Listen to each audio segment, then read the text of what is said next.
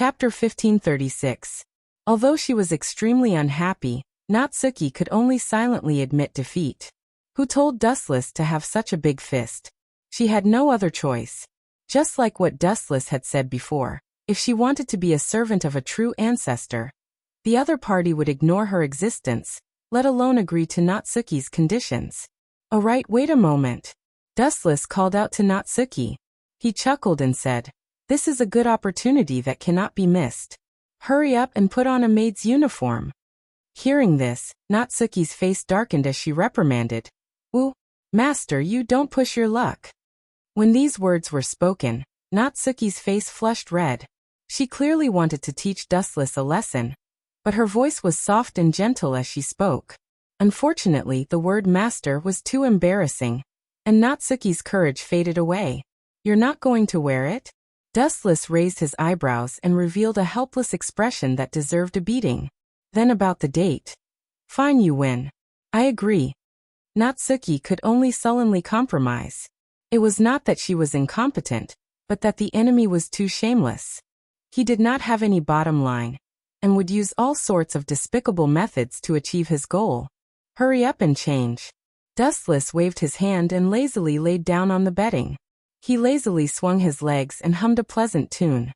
He was very happy. "You really know how to enjoy yourself." A cold voice suddenly rang out. Dustless, who was lying down, was startled. This unfamiliar voice was filled with hostility and displeasure. He subconsciously raised his head and saw who it was. "Shao Nagisa." "No, it should be Miss Aurora. Do you need something from me?" Dustless lazily asked. This person was Aurora. "Of course there's something. You have to fulfill the conditions you promised to revive me. Otherwise, I will tear down your house." Aurora's tone was filled with hostility and her cold voice was filled with threat. Hearing this, Dustless just looked at her quietly and decisively chose to ignore her. Aurora was loyal to Akatsuki Koju, and although the enmity between him and Akatsuki Koju wasn't as deep as the ocean, they were still like fire and water. After reviving Aurora, she would definitely help Akatsuki Koju deal with him. "Do you think I'm an idiot? According to Koju's personality, you two will definitely take revenge on me after you revive." Dustless curled his lips and said disdainfully, "So you're saying that you're going to refuse?" Aurora's voice was bone-chilling, and even the room was covered in ice. "I can't beat you, but what about your friends? What about Natsuki Nangong, Jijua Shelley, and Sayaka Huangban?" With a sneer, Aurora turned around and left. Just as she was about to leave Dustless's bedroom, she had no choice but to stop in her tracks. A pair of eyes that could freeze one's soul was coldly sizing up Aurora, and even her soul trembled. She wanted to leave this terrifying environment, but her body couldn't move at all. "I hate people who threaten me the most in my life. If you dare to lay your hands on them, I can guarantee that in the next second, I'll cut Akatsuki Koju into pieces and feed him to the dogs." The voice full of killing intent didn't contain the slightest bit of emotion. In a trance, Aurora even saw illusions, and scenes of corpses drowning in a sea of blood appeared in her mind. This was absolutely not a joke. But the speaker doesn't mean it, but the listener does.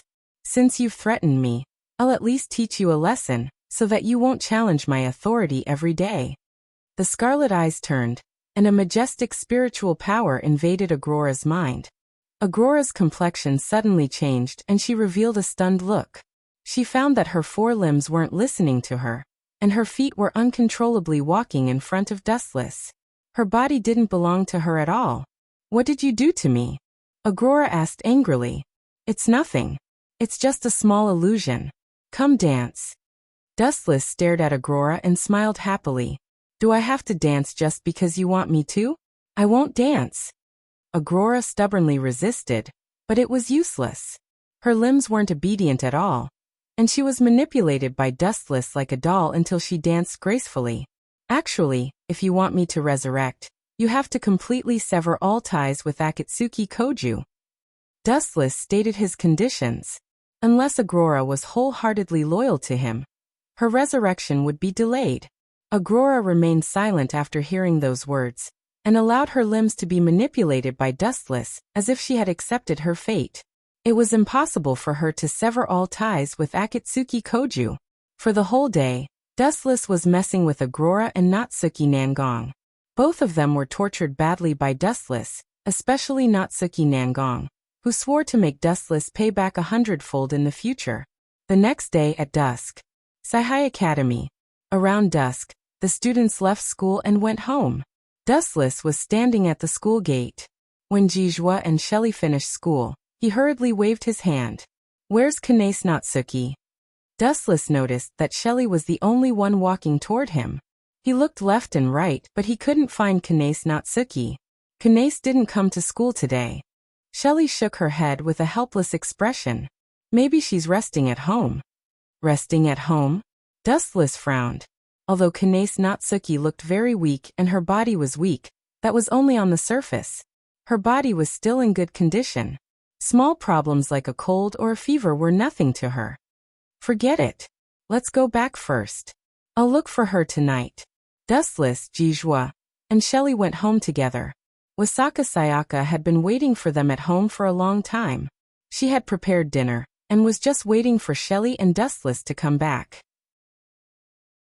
Of course, she was mainly waiting for Shelley. In Wasaka Sayaka's opinion, the Lion King organization's brain must be fried. They actually sent her to monitor Dustless. They were clearly pushing her into a fire pit. Talking to this kind of person would make her pregnant. "I'll go out first. Enjoy your meal." Dustless had a date with Natsuki Nangong that night, so he left early after dinner. On the brightly lit street, there were boys and girls in kimono all around. There was a sea of people, and he couldn't find anyone. Dustless could only call Natsuki Nangong to meet at another place. "Really, there are so many people in the middle of the night. This island is really lively." In the desolate alley, Wuchen ridiculed and said grumpily, "Whoosh whoosh whoosh." At the same time, two black figures descended from the sky and blocked Dustless's path of retreat. "You too." Dustless looked at the two figures in front of him in a daze. He was familiar with the two people who came with ill intentions. One was Nangong Natsuki, and the other was Nangong Natsuki's servant, Asterudi. "Is there something wrong?" Natsuki Nangong frowned and looked around. There seemed to be nothing wrong. "Cough cough cough cough. You two are wearing kimonos. You give people a very special impression." Dustless coughed awkwardly and glanced at Natsuki Nangong a few more times. Natsuki Nangong usually wore gothic lowly outfits, and her aura was very strong. Today she changed into a kimono. She was less domineering and more innocent. "You're dressed very well." Dustless gave her a thumbs up. Asterity did the same. The two's temperament was completely different from usual. "Of course, I am very confident in my taste." Natsuki Nangong proudly raised her head. She then noticed Dustless's faint smile. "But don't think that I will let you go just because I flatter you. You dare to make me your servant and call you master? I will remember this." "Do as you wish." Dustless did not care. He was already prepared for Natsuki Nangong's revenge. "But speaking of which, how is your investigation going? Are you sure it has something to do with Kensei Kanase and this mysterious incident?" Natsuki Nangong asked expectantly. Dustless's investigation ability was very good. However, if she knew that Dustless was a transmigrator, she would not be surprised. She might even think that Dustless was wasting her time. "Please don't doubt my ability. This matter is definitely related to Magus Plastic. This company hired Kanase's adoptive father, Kensei Kanase. They wanted to use his angel replica technology to develop war weapons and sell it for a good price to save the company from bankruptcy." Dustless explained as he walked. "Unfortunately, I was too late. For some reason, Kanase did not go to Saikai Academy today. How are things on your side?" Hearing this, Natsuki felt depressed and said, "I didn't find Kensei either. I even sent people to search the Magus Plastic factory, but there was no one there. Were they tricked? Most likely, they have already sensed the danger and left." Dustless sighed disappointedly. Boom boom boom. A sharp sound pierced through the sky. A huge ball of fire appeared in the horizon. However, since the entire Itagami Island was filled with fireworks, no one noticed the fire. The loud sound was also covered by the fireworks. Who did this? Natsuki Nangong frowned. At this time Dustless suddenly hugged Natsuki Nangong and asked Rudy. Dustless is done molesting us. Instructor, should we attack? Rudy asked Natsuki Nangong. Let go. Natsuki Nangong struggled violently. Her face was red and she looked cute. If you continue to struggle, the culprit might escape, Dustless said indifferently. At the same time he teased. You have no breasts and no butt. Why would I molest you? Only someone with big breasts and big buttocks like Sayaka Huangban is suitable for you, you evil demon. Natsuki Nangong said fiercely. She pointed at the horizon and said, Hurry up. If you are late, I will deduct your salary for this month. Vengeful woman. Dustless smiled bitterly. Just as he was about to fly over, something happened. Shio shio shio. Under the night sky, a wisp of purple cold light came head-on. A long whip full of thorns struck toward Dustless. You are courting death. Wu Chen's expression turned cold. Suddenly, a huge flash condensed under his feet. He immediately kicked out without hesitation. Lightspeed kick. Chapter 1537. Lightspeed kick. Aiming at the incoming cold light, Wu Chen mercilessly kicked out with his foot. Boom, boom, boom. In the pitch-black sky, a huge golden light flashed. Suddenly, a huge flash of light swept across the pitch-black sky. Boom, boom. Dustless kicked the incoming sharpness. That long whip-like weapon actually began to show signs of being burnt. Then it completely collapsed and was annihilated. Who's there? A beautiful silhouette walked out from the darkness. Her blonde hair was exceptionally eye-catching. Her face was also quite beautiful. She exuded a mature aura. However, Dustless remained indifferent. Let me introduce myself. My name is Beatrice Basler. I'm also the secretary of Magus Craft. At the same time, I'm also the culprit behind your ambush. The blonde girl's thin lips opened slightly, and her smile was very flirtatious. You sure have guts. You dared to show yourself after ambushing us. Are all rats this bold these days? Public morals degenerate day by day. Wu Chen lowered his head and muttered to himself. Even though the beauty in front of him was quite pretty, he wasn't interested in her at all.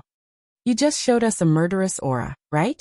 Dustless looked straight into Beatrice Basler's crystal eyes and asked faintly with a blank expression. Huh? Isn't that obvious? I'm going to kill you all right here and now. I want to kill you all. How am I going to kill you idiots without killing intent? Beatrice Basler laughed sinisterly.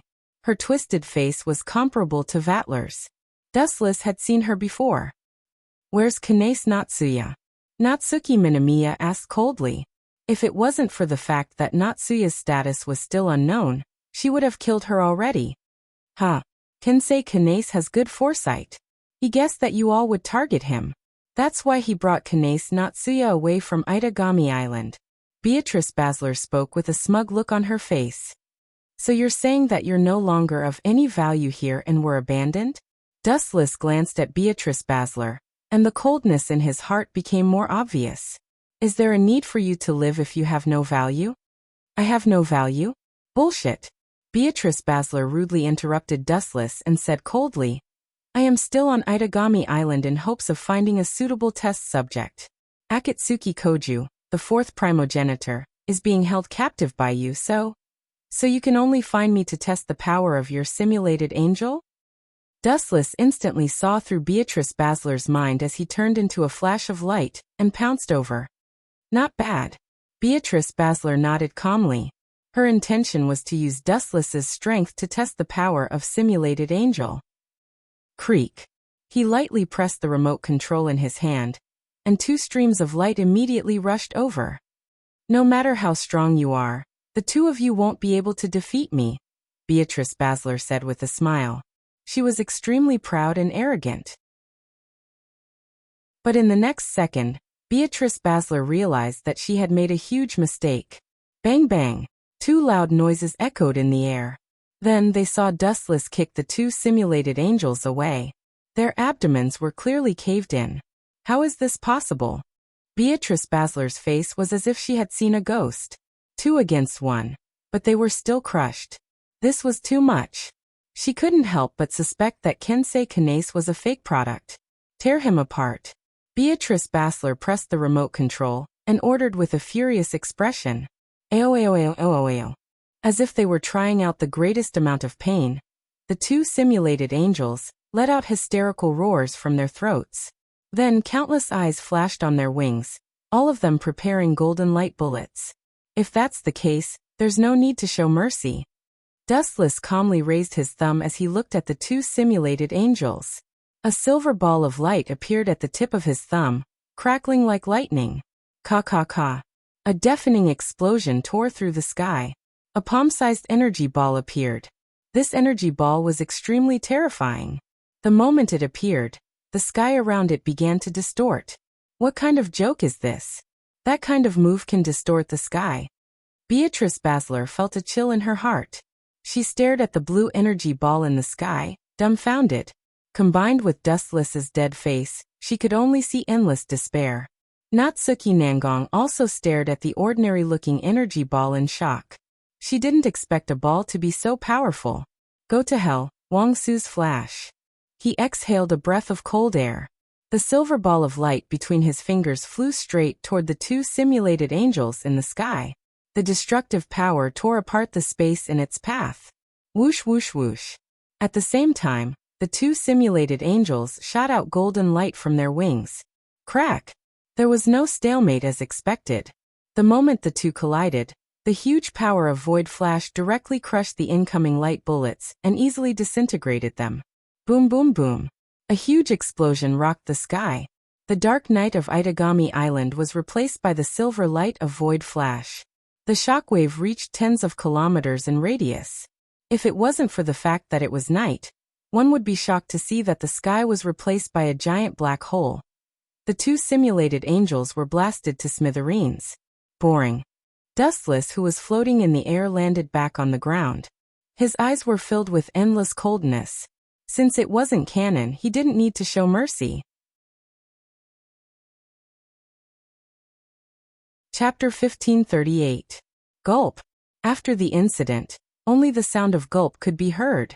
Natsuki Minamiya, Beatrice Basler, and the naturally airhead Asteroidi all looked up at the sky in shock. That black hole that was dozens of kilometers long was too terrifying.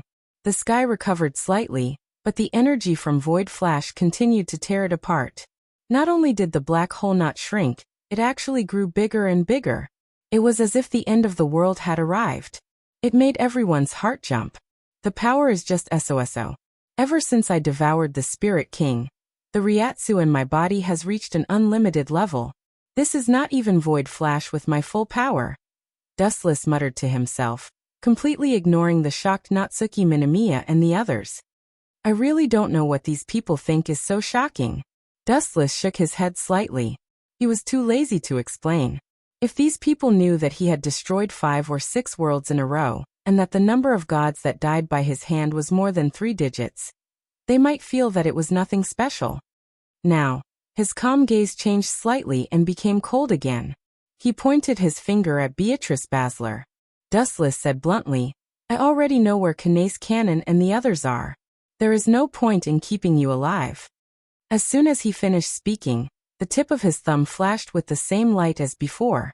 Is this bastard saying that he can use that move without limit? Beatrice Basler's heart collapsed. Damn it, didn't they say that the more powerful the move, the greater the side effect? Why doesn't this bastard feel uncomfortable at all? Don't kill me. Beatrice Basler hurriedly knelt and begged. She purposely opened her collar, revealing her huge white cleavage. She stared at Dustless with lustful eyes. As long as you let me go, I will take you to find Kanace Cannon. I can also be your loyal servant, the kind that will do anything for you. Beatrice Basler's seductive eyes were like silk. Her meaning was self-evident. She had investigated Dustless before. This guy was definitely a pervert who could not move when he saw a beautiful woman. Beatrice Basler did not want to die, and she was confident in her appearance. She did not mind selling her body. Are you sure? Sure enough, Wu Chen's index finger was moved when he heard that.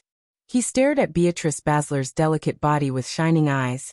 and he even licked his thin lips extremely exaggeratedly. He looked like a lecherous and wretched man who deserved a beating. Of course. Beatrice Basler watched as Dustless took the bait. She even saw how hard she was swaying her body. Her ferocious cleavage almost burst out of her leather jacket. She approached Dustless with extremely coquettish steps. This bastard really disappoints me. Seeing this, Nangong Natua was furious. She looked at the lecherous Dustless. She didn't expect him to be such a despicable person. He couldn't get over this hurdle when he saw a beautiful woman. As the beauty approached, Dustless immediately smelled the strong fragrance of her body. His eyes immediately detected a strange color that was difficult to detect. Am I pretty? After getting close to Dustless, Beatrice Basler tried her best to show off her great cleavage. Her mouth circled around Dustless's smooth neck, and a strange light flashed in her eyes from time to time. Very pretty. Dustless gave her a thumbs up. Not only was she pretty, but she was also liked by men. Wasn't this the kind of woman that everyone desired? Then, Beatrice Basler smiled. She approached Dustless's neck and revealed her vampire fangs. Her gentle and flattering expression disappeared. Her face twisted as she roared. Hurry up and give me your blood, boy. Poochie. After saying that, Beatrice Basler's fangs sank into Dustless's neck. This idiot. Seeing Dustless's blood being sucked, Nangong Natua was furious. Dustless was so strong, so his blood might be a great tonic for vampires. After drinking it, her strength would increase exponentially. Caw-caw-caw. The sound of something shattering was suddenly heard. Beatrice Basler felt a sharp pain in her mouth. She was shocked to find that her vampire fangs had all shattered. She did not bite human skin. She bit into steel. No, Dustless's skin was dozens of times harder than steel. Your acting is really bad. Dustless rolled his eyes and glanced at Beatrice Basler, who was lying on his neck. He replied coldly, You want to confuse me with a piece of trash like you? Are you a little too proud? You're just an ugly C***nt. It was undeniable that Beatrice Basler was not bad, but Dustless was already immune to beautiful women. There were countless beautiful women in the system world. So you're saying that you were acting just now? Beatrice Basler gritted her teeth and vomited blood. Especially when Dustless said that she was just an ugly C***nt. She was furious. Acting? That's right. I've been bored recently, so I don't mind playing with you for a while. Dustless's tone was calm. Then he grabbed Beatrice Basler's head with one hand and activated Rinnegan's eye power. It's already a great blessing for a small fry like you to be able to get close to me. So, as a token of gratitude, give me your memory. Dustless activated his Rinnegan. Beatrice Basler's memory was forcefully extracted by Dustless. She screamed in pain, but Dustless ignored her. After going through Beatrice Basler's memories, Dustless finally found the place where Kensei Kanase and Kanase Kanase settled down after leaving Itagami Island. Dai Amaterasu. He glanced at Beatrice Basler, who was screaming in pain. After her memory was extracted, she was destined to live a painful life. Her mind was severely damaged, and she had turned into an idiot. It was better to send her to hell.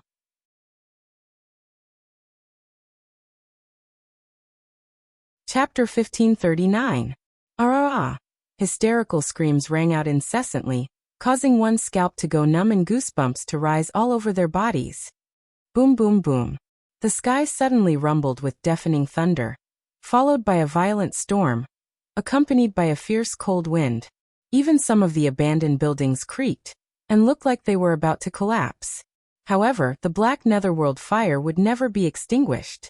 No matter what kind of wind and rain it faced, not only did it not show any signs of extinguishing, it even burned more and more fiercely, gradually devouring Beatrice Basler and ending her life, turning her into a pile of black charcoal.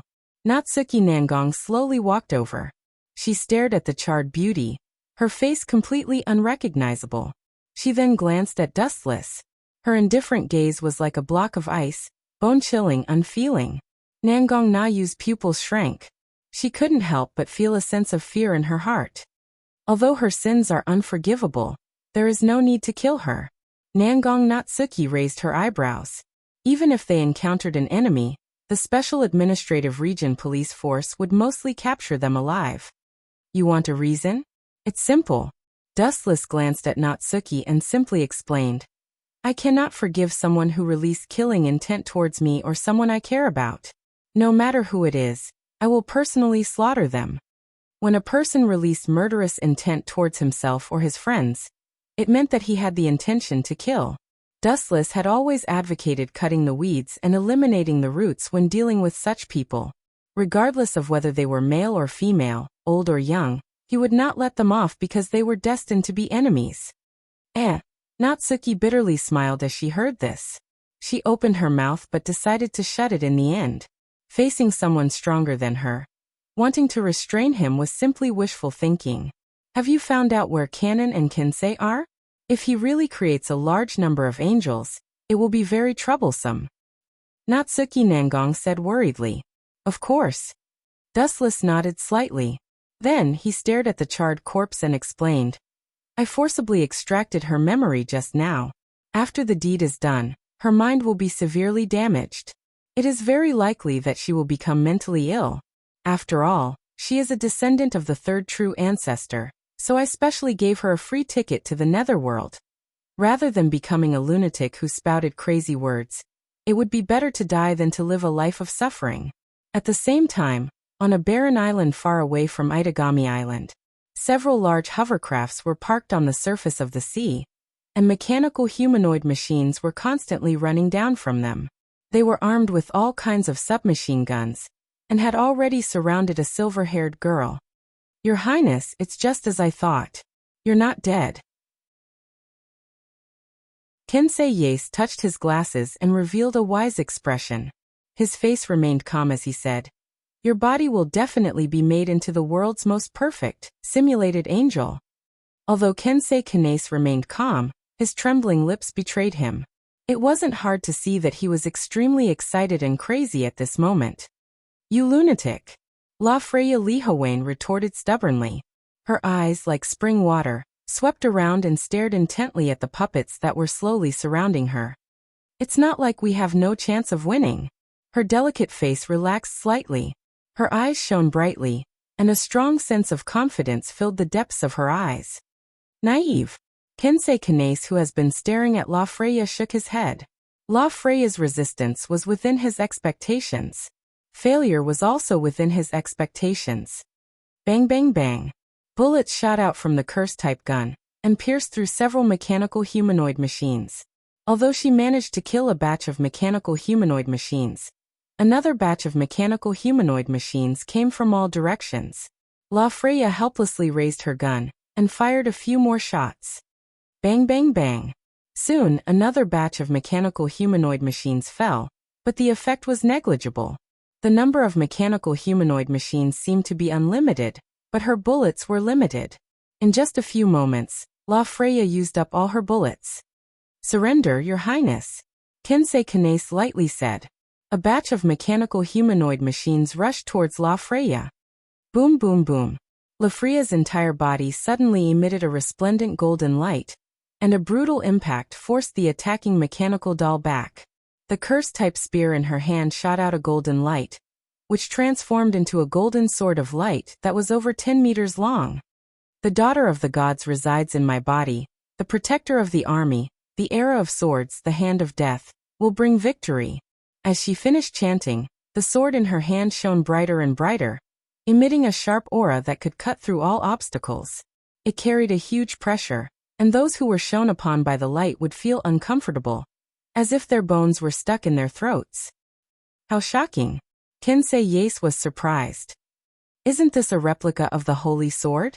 By summoning a spirit into her body and creating a spirit furnace and using the Vendo system, the bayonet at the front of her curse-type gun was temporarily upgraded to the level of a holy sword. However, there was a time limit, right? And I'm sorry, but even so, you have no chance of winning. A strange smile appeared on his face as he gently pressed the remote control in his hand. A heart-wrenching roar instantly engulfed the entire island.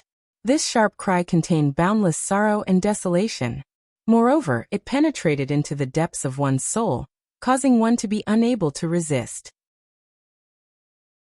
Even the radiance of La Freya's holy sword had dimmed a lot, and cold sweat flowed down her back. Ha ha ha ha ha. Seeing La Freya's sorry state, Kensei Kanace suddenly let out a savage laugh. This is how a lower life form ends up when encountering a higher life form. Not to mention a head-on battle, even the courage to resist. You won't even let go of your adopted daughter? How ugly.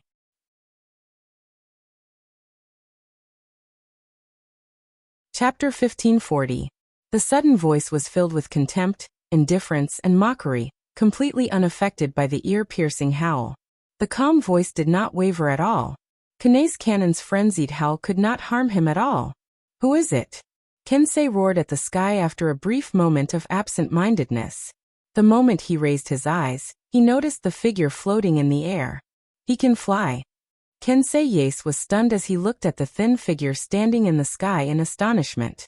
His eyes widened and he couldn't hide his surprise.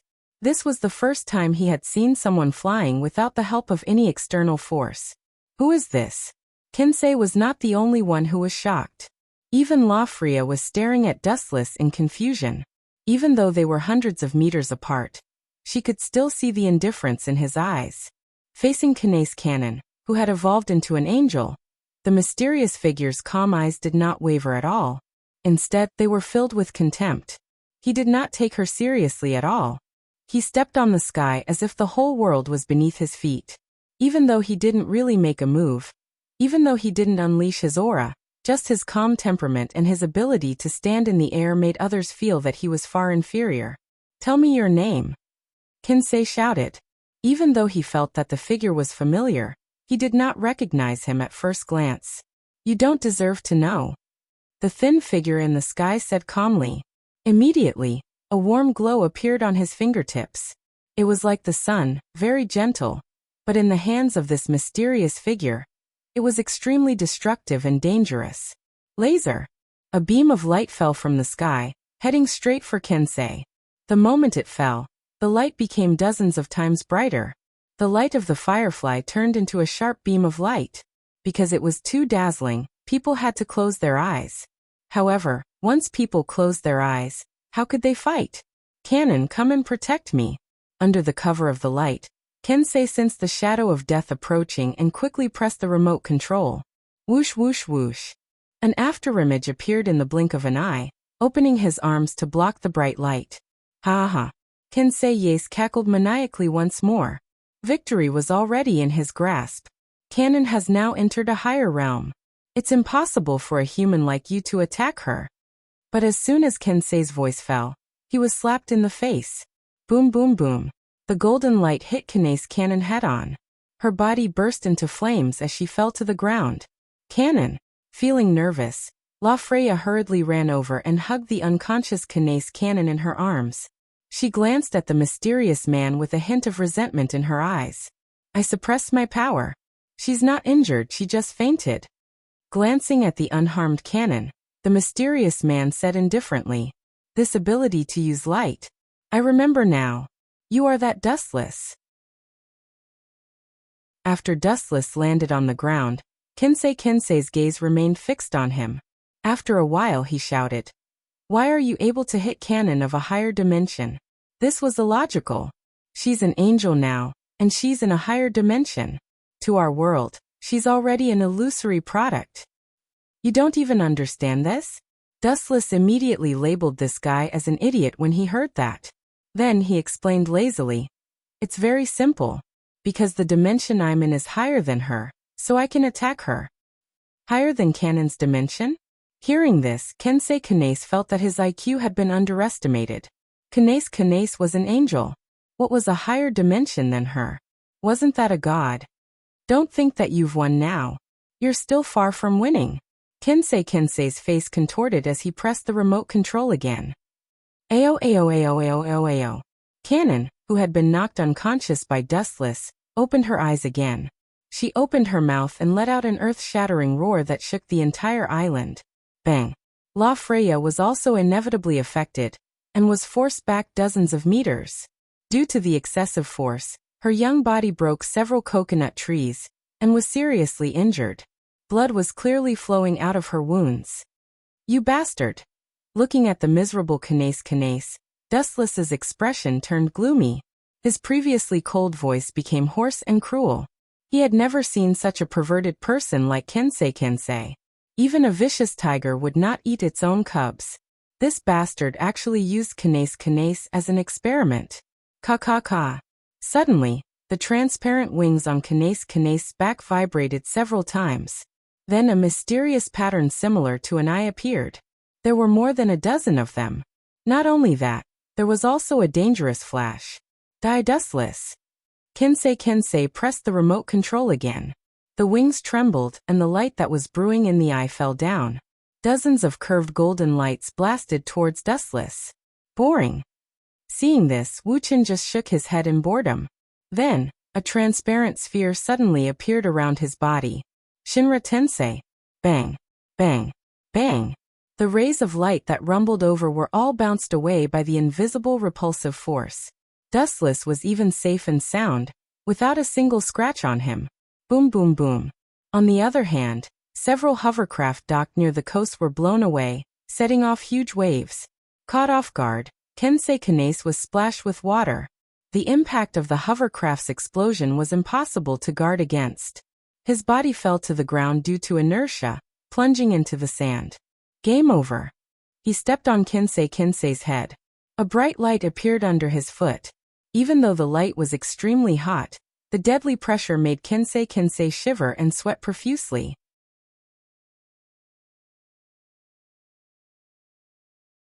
Chapter 1541. In less than 10 minutes, Dustless had turned the tables on Kensei with his overwhelming strength. In the end, Kensei was the loser. Kill me if you want. Kensei lay on the sand weakly as he stared at the flash of light in front of him. His throat twitched unnaturally as he could not hide his fear. Kensei's heart was filled with bitterness. This overwhelming strength was not something an ordinary person could handle. He could not help but have a terrifying thought. Recalling Dustless's words, Kensei suddenly felt that it was very appropriate. If I can attack Canon, it means that I'm in a higher dimension than her. He had thought that it was the biggest joke in the world, but now that he thought about it, it felt very real. Your face really makes me uncomfortable. Go to hell.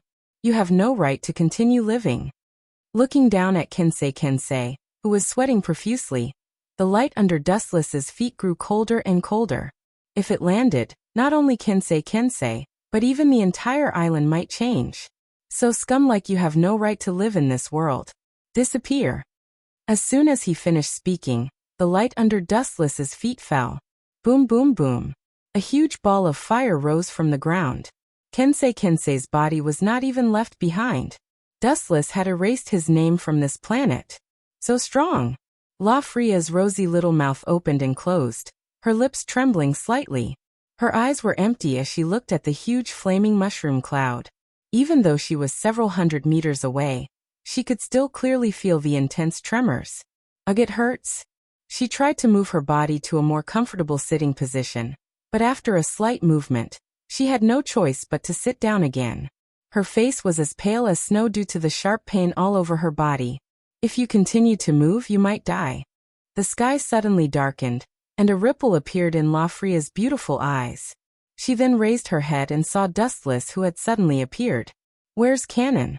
Seeing that Dustless had appeared and Canon was nowhere to be seen, La Freya started to panic. She thought that something had happened to Canon. She's fine. She's sleeping. You, on the other hand, will definitely die if this drags on. I may be immune to Canon's attacks, but you're just an ordinary human. It's already a miracle that your body didn't explode. Dustless explained softly. She could sense that La Freya had been severely injured, and her internal organs were all dislocated. If she didn't receive treatment, she might not be able to hold on for long. To Dustless, Canon's so-called angel imitation was naturally not worth mentioning, but to an ordinary human like La Freya, it was definitely a catastrophe. It was inconceivable that she was not killed by Canon's full-powered attack. Perhaps this is fate. When she jumped off the spaceship, she was already prepared to die. However, life was sometimes full of twists and turns. God had played a big joke on her. In the end, She escaped the disaster and drifted on this deserted island. However, in the end, he still couldn't avoid death. Others might not be able to treat your injuries, but it's actually not difficult for me. It's just that. Dustless's mouth stopped, and his expression was a little awkward and troubled. Your Excellency, can you really heal me? La Fria's eyes shone brightly. She was very excited. Life and death, only an idiot would choose to die, especially if it was such a hasty and meaningless death. It's not a problem for my medical ninjutsu to save you. Looking at La Fria's clear eyes, Dustless frowned and said, but your internal organs are all dislocated. If you want to recover, I will have to take off your clothes. Just these trivial matters? La Fria was rather surprised. Her light tone made it seem as if she was talking about trivial matters that were not worth mentioning. Is there something wrong with your head? How can this be considered a trivial matter? This time, it was Dustless's turn to be speechless. If he said this to Jijua Shelley, Hanban Sayaka, or Natsuki, Dustless would believe that they would choose to die. Pucci. La Fria decisively tore off her royal attire, revealing her perfect body. However, even though her cleavage was top-notch, it wasn't as beautiful as imagined. Due to the dislocation of her internal organs, most of her body was covered in blood-red bruises, which almost covered her entire upper body. It was just a ghastly sight. The blood-red bruises made people not dare to look at them directly, and they couldn't help but empathize with her. Really decisive. Dustless gave a look of praise. It was really surprising that a princess could be so carefree. Then he put his hands on La Fria's chest. A large amount of blue light appeared in his palms and invaded La Fria's body to heal her. The effect was immediate. In a short while, La Fria's complexion improved a lot. You actually have the power to turn something rotten into something magical. I'm afraid that even the true ancestor couldn't do it. Are you really a human? This world where vampires run rampant has such a unique human like you. It's really shocking. La Fria's mouth was agape. She couldn't hide her shock. Diseases could be treated, but a terminal disease that could be cured in a few minutes was just too unbelievable. Everything has an exception. Dustless laughed dryly. About 5 or 6 minutes later, the bruises on La Fria's abdomen had completely disappeared. Only then did he retract his hand and pass his jacket to her. He couldn't let her be naked. Dustless's performance was ordinary. He didn't pay any attention to La Fria. This was actually a small problem. There was nothing to praise about it.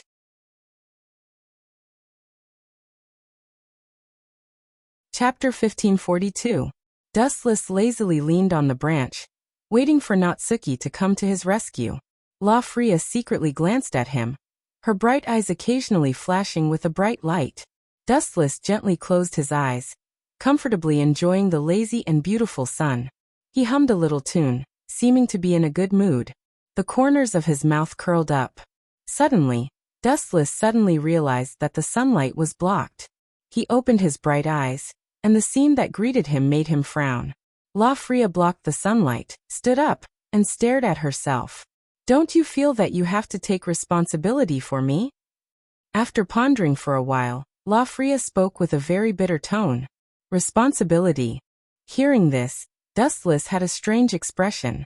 He did not remember wrongly that he had done anything outrageous. Miss La Fria, what do I have to take responsibility for? I did not force you to accept my treatment. The person who tore your clothes was you. But you saw it. La Fria said angrily. This. Dustless opened his mouth, cursing in his heart. If I did not treat you, you would have died. Now, not only did she not say a word of thanks, she even blamed me. What the F***ck? Then how do I have to take responsibility for you? Dustless asked indifferently. You can't expect me to dig out my eyes, right? That price is too frightening. Who knows, maybe I will kill you first. Very simple. La Fria revealed a sly smile and said bluntly, you just have to marry into the kingdom of Aldisha. This way, your crimes will be forgiven. Marry into the kingdom of Aldisha? This was the first time Dustless had heard such a strange word. After pondering for a long time, he suddenly shook his head. If I did not guess wrong, you planned this from the start, right? If that is the case, I am very sorry. I have no interest in marrying into the kingdom of Aldisha. Even if you have the right to inherit the throne, it is not attractive to me. Hearing this, Lafraya frowned. Am I not charming enough? That's not it. You're very beautiful.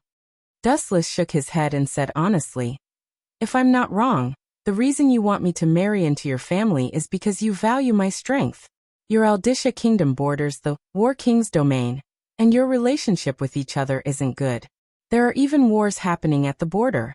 Speaking up to this point, Dustless stared at Lafraya.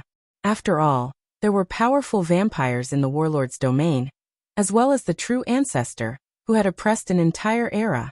It was certain that the kingdom of Aldisha would not be able to defeat them, so it was inevitable that they would want to recruit Dustless. Lafraya was the eldest princess, not a love-struck fool. Dustless had only helped her once. The main reason was because she valued Dustless's strength. In the future, she would have enough confidence when facing the Battle King domain. You offended Vatler, and I heard that you captured him and demanded compensation from the warlord domain. This might anger those vampires, so we should be on the same side. Lafraya asked in confusion. Everyone had a grudge against the Battle Monarch domain. Was it wrong to join forces against the first true ancestor? To me, allies are too superfluous. Dustless did not answer Lafraya directly. To put it bluntly, there is no need for me to marry into your family, and I don't need to borrow the strength of others. Are you thinking of? Lafraya's mouth twitched, and she asked with difficulty, are you thinking of going against the warlord domain alone? That's the first true ancestor, far stronger than the fourth true ancestor. It's just a true ancestor. Dustless was abnormally calm. He did not understand how a true ancestor was strong. You make it sound so easy. Lafraya smiled bitterly. At the same time, she was very confident in Dustless's strength. The battle just now proved everything. To be able to capture Vatler, who was the closest to the true ancestor, alive and use him to threaten the warlord domain for compensation. Anyone who dared to do such a thing was either an idiot with a screw loose or someone with absolute strength. Lafraya believed the latter. It seems that Natsuki Minamiya will not come to pick us up. The power of the Tensigan spread out, and the sea within a radius of 10 kilometers was very clear. There was not even a shadow of a ship. If Dustless wants to go back, he will have to solve it himself. Fly back with her? Forget it. Just now he just treated her and asked to marry into her family.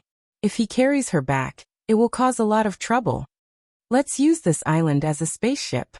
Looking at the island that was not bad, Dustless sighed and immediately activated the power of the Tensigan. Use this island to take the spaceship? Lafraya stared at Dustless with a confused face. She did not understand what Dustless was talking about. Ka. Suddenly, a loud rumbling sound came from the stable island as if there was an earthquake. This is... Lafraya stared at the scene in front of her in shock, and finally understood what Dustless was talking about. She was shocked to find that the entire island was lifted off the sea and began to float. You can do such a thing? Laviria was dumbstruck. Her entire body was petrified. She stared at Dustless's calm face, as if she was silently narrating a trivial matter. Glancing at Lafraya, Dustless explained softly, the power of the Tensigan is enough to control a planet. Controlling an island is a piece of cake, no need to be surprised. Also, quickly wipe the saliva from the corner of your mouth. It is not good for your image to be on Itagami Island. You bastard. Lafraya heard Dustless's words and rolled her eyes, embarrassed, and immediately wiped the saliva from her mouth, and her delicate face was replaced by a blush. Using an uninhabited island as a tool, Dustless can think of such a thing.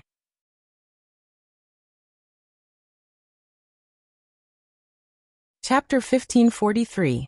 Anyway, the Magister's plastic tools had already been demolished. Demolishing their island could be considered as getting rid of evil for the people. With such an idea in mind, Wuchen did not feel guilty at all. When the residents of Itagami Island saw the island flying towards them, they were shocked and quickly ran for their lives. What a joke! If the entire island was hit, it would definitely collapse. Even if the island fell into the sea, it might cause a tsunami. Fortunately, Natsuki Minamiya appeared in time and stopped Dustless. Otherwise, the island would be in big trouble. I didn't send anyone to pick you up and you just flew an island here? What if it falls? The sky above Itagami Island was covered by an island that was tens of kilometers in size. It was dark and gloomy. If it fell, Itagami Island would be wiped off the face of the earth. I had no choice. Dustless shrugged and pointed at Kanae's cannon and La Freya. I was just treating her, and they forced me to marry into their kingdom. You have to take responsibility for this. La Freya looked at Dustless and said firmly. This little girl. Natsuki Minamiya frowned. She could understand why La Freya wanted to marry into the kingdom, but it was too much to ask Dustless to marry into their kingdom. Did they even consider whether the Lion King organization was willing to do so? This guy. Natsuki Minamiya finally understood why the Lion King organization was so obsessed with Dustless. His potential was much higher than Koju's. It was understandable that they wanted to find another way out. La Freya Lihane, there's something I need to make clear to you. Dustless. Natsuki Minamiya pointed at Dustless and patted her chest. This guy is now one of my people. Please don't do anything to him, especially during working hours. One of your people? La Freya's eyes froze when she heard this. She looked at Natsuki with interest and asked, You're so small. Can you resist him? You shouldn't be so selfish. Ha! Nangong Natsuki was confused. She stared at La Freya with a puzzled expression. When she saw La Freya's mocking expression, she finally understood that La Freya had misunderstood. Get this straight. I'm that guy's boss. It's not the kind of relationship you think it is. Natsuki's delicate and beautiful face twitched a few times. She raised her voice and emphasized, I don't care about your matters, but I will never agree to marrying into the family. It wasn't easy for a human comparable to a true ancestor to appear. How could they let him marry into their family? Let alone Natsuki Nangong. Even the Lion King organization would refuse. Is that so? Blinking her eyes, La Freya said with dissatisfaction. You seem to be meddling too much. You have to understand that love is freedom, and you have no reason to restrict him. Who told me to be his boss? Natsuki Nangong didn't buy it and said in a businesslike tone. A certain supermarket on Itagami Island. Dustless was picking vegetables for dinner. He naturally didn't know about the matter between Natsuki and La Freya, but even if he did, he wouldn't meddle in their business. Senpai, there's also this. GMO Shuelai poured a bunch of onions into the kitchen. Dustless was complaining. It wasn't that he was picky, but GMO Shuelai loved onions. She could eat them in almost every meal. What's wrong with that guy? Dustless saw a sneaky boy from the corner of his eye. He frowned and thought. He doesn't seem to be an enemy, but he has been following me and Shuelai for an hour. What an idiot. Do you think I didn't notice him? His target is me or Shuelai. I can count the number of people I have offended in this world. Apart from Koju, it seems like there are only people from the Battle King domain. Shuelai, you pick first. My stomach is not feeling well. I need to go to the bathroom. Dustless suddenly said. GMO Shuelai nodded and urged. Senpai, please hurry. You know Sayaka's personality. I know. Dustless turned around and left. At the same time, he continued to observe that mysterious black figure from the corner of his eye. He only hesitated for a second, then followed Dustless to the bathroom. Your target is me? What a reckless kid. Dustless's eyes shone with a cold light. He had decided to ambush this reckless kid in the bathroom. Creak. The door was gently pushed open. A young man with a strong boyish aura sneaked into the bathroom. He looked around, as if he was trying to find Dustless. Are you looking for me? An indifferent voice suddenly sounded behind him. The young man jumped in fright, and abruptly turned his head around. However, a large hand covered his face. Kid, why are you following me? If you don't give me an explanation, I will cut you into pieces today. Dustless grabbed the young man's neck and threatened him with a serious face. However, he was confused. This young man's skin was very smooth, like silk. Bastard, let go of me. Are you trying to kill me? The young man struggled to speak. He struggled and shook his body. His voice was pleasing to the ears. He didn't have a male Adam's apple. The first impression he gave was that of a boy, but in reality, he was not. Could this guy be? Dustless stared at the young man for a while. He noticed the bulge on his chest. Then he looked at his purple eyes and thought of a person. Could he be Senpai Muyuma? Dustless stared at the young man's face. It would be ridiculous to call him a boy. Then he thought of the library member that appeared on Itagami Island. He was 80% sure that this young man was Senpai Muyuma.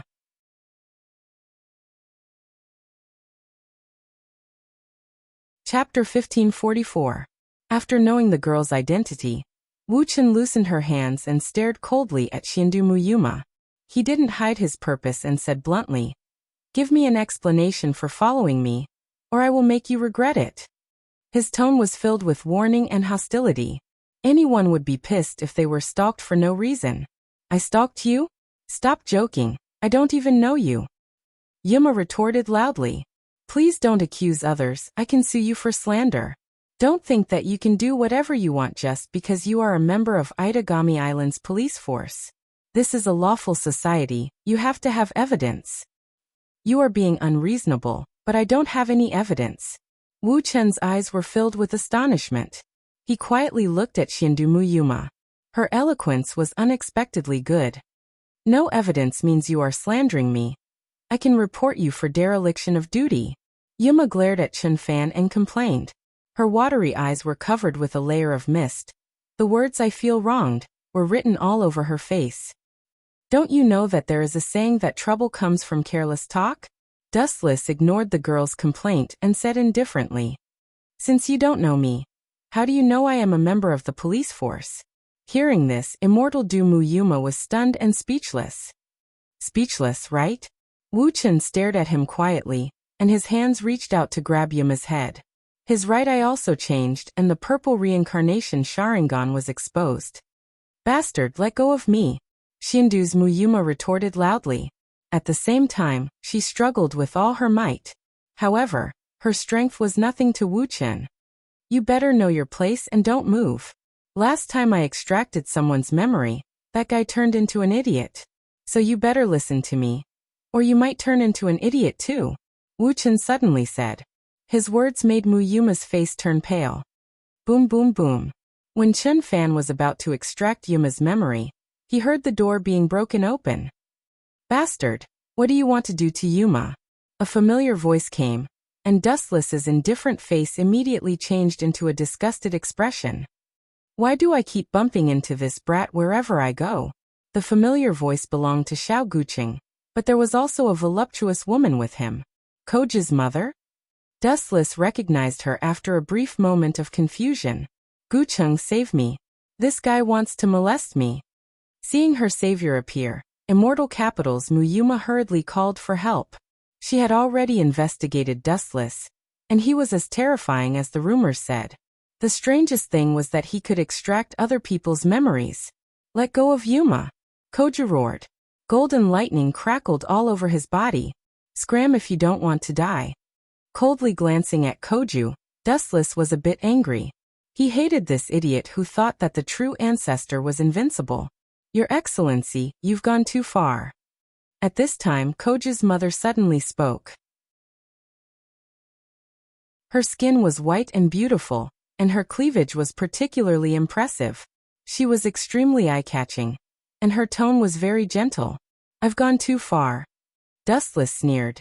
"This guy secretly followed me, and now he's accusing me of molesting her for no reason. Do you still think I've gone too far?" If it was before, Dustless would have already cut this person into 8 pieces. Koji's mother, Xiao Shunsen, frowned. She knew that Dustless wasn't someone to be trifled with, so she could only helplessly say, "Let her go. I'm the one who arranged for Yuma to follow you." "Then I'll be polite." Dustless's expression turned cold as he turned into a flash of light and pounced at Koji's mother. "Bastard, come find me if you have the guts." Koju cursed. Dustless ignored him and only stared at Koju with a mocking gaze. Xiao Shunsen was powerless to be subdued in an instant, and his golden sword was pressed against her throat. "Since you're going against me, I'll bully your mother." Dustless stared at Xiao Shunsen with interest. This guy was asking for humiliation. Dustless knew that this matter had nothing to do with her, but Xiao Shunsen insisted on taking the blame. As for why Xiandumu Yuma was following him, in fact, Dustless had also vaguely guessed her purpose. She wanted to borrow his power to release Xiandumu I, who was imprisoned in the prison. Your son is going against me every day, and Yuma is also his childhood friend. She's also going against me, so I'm very uncomfortable right now. Dustless coldly stared at Xiao Shunsen, his tone filled with hostility. Then what do you want? People under the eaves had no choice but to lower their heads. Xiao Shunsen was also filled with helplessness. He was afraid that even if the three of them joined hands, they wouldn't be a match for Dustless. It's very simple. I want to use you to humiliate Koju. Staring at Koju maliciously, Wu Chen's words immediately enraged him. This was a supermarket after all. And he didn't dare to release his curly beast. A few days ago, he was locked up in the prison of the Special Regions Police Force. He didn't want to go back to the prison and suffer again. Bang! Koju jumped into the air and smashed Dustless's head. Ow, it hurts. The one screaming wasn't Dustless, but Koju, who was in pain. His fist was already red and swollen, causing him to grimace in pain. Is your head made of meteorite? Preposterous. Koju's face was filled with sorrow, and his lungs were about to explode from anger. He had finally managed to hit Dustless with great difficulty, but he didn't expect such a result.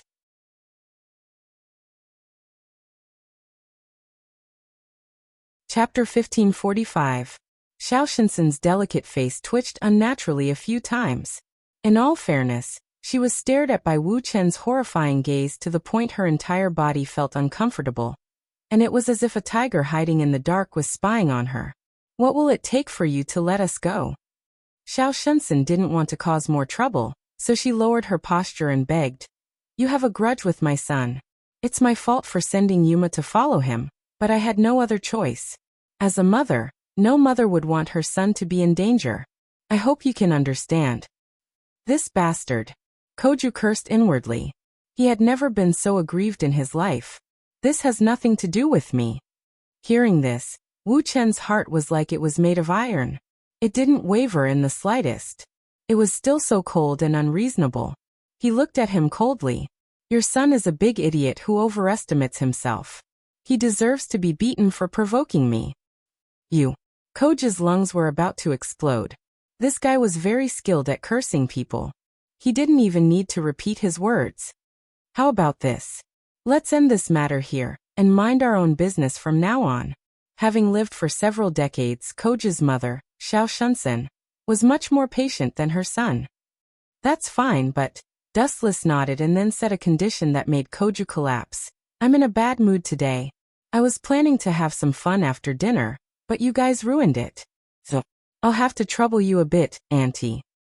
What do you want my mother to do? Koju's face was constipated. He looked at Dustless's mean and teasing smile and knew that it wasn't something good. Nothing.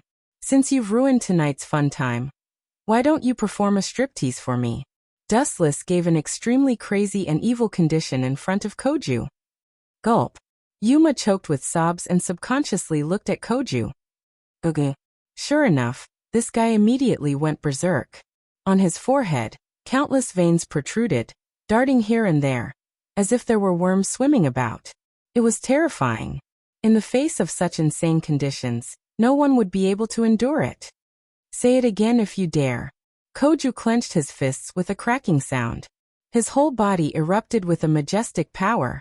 Even the windows of the bathroom were shattered, and the floor showed signs of cracking.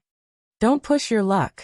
Xiao Shunsen's face turned green as he gnashed his teeth in anger.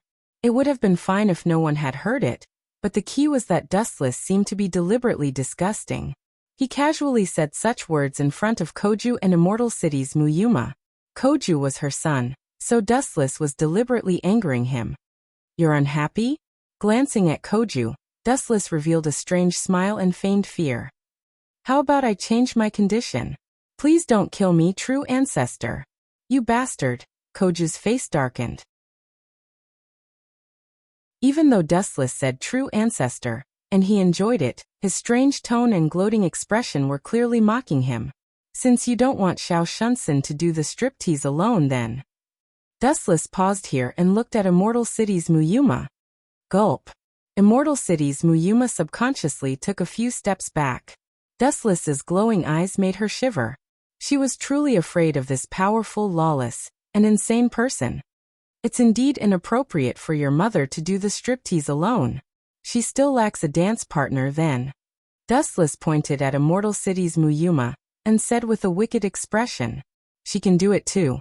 I don't care if there's one more person. You are courting death. Koju said each word through gritted teeth. He took a step forward with his right foot, causing the floor to explode. Then lightning began to flow around his body. Whoosh whoosh whoosh. Koju's body was covered in golden lightning. His speed was so fast that the eyes couldn't keep up with him. However, in Dustless's eyes, he was as slow as a turtle. In the end, he was only a true ancestor. Binding down number 61, 6-rod light prison. 6 huge lights appeared out of nowhere.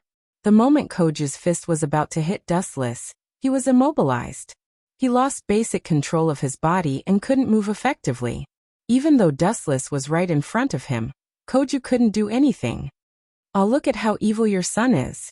I was just about to forgive him, and now this brat wants to attack me. Your apology has no sincerity at all." Dustless pointed at Koju and sighed in disappointment. Xiao Shunsun and Immortal City's Muyuma both vomited blood. How could they blame Koju for going berserk?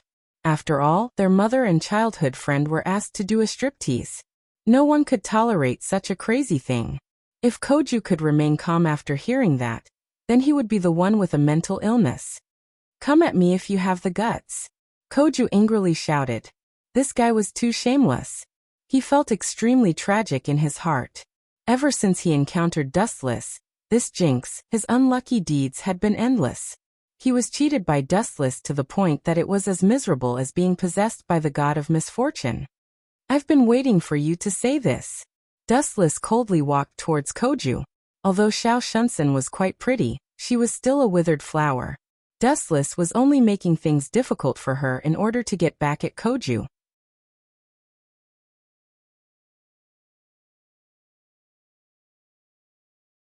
Chapter 1546. Koju coughed up blood as he watched Dustless slowly walk over. He vaguely understood what this guy was trying to do. This guy was obviously trying to provoke him and wait for him to take the initiative to bear all the consequences. And this way, Dustless could beat him up viciously. "Come back. Don't touch the ancient city. Come at me." Xiao Shunsun also saw through Dustless's intentions and immediately screamed. "And me." Mustering her courage, Immortal Capital's Yuma Mu also stood up to oppose. "Oh, now I finally know what it means to be in love with each other." Dustless chuckled, but his heart was in a bad mood. His complaints toward Koju increased, and he planned to torture this damned brat later. But none of them worked. Dustless bluntly ignored the two girls and stared at Koju. He said gently, "Tell me, how should I punish you for attacking me?" "Suit yourself." Koju turned around. He didn't want to waste words on a smiling tiger like Dustless.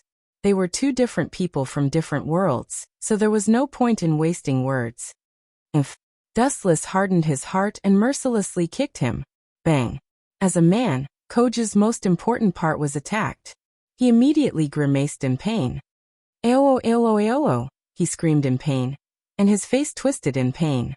He glared at Dustless. He didn't expect this guy to be such a bastard. Was he trying to end their family line?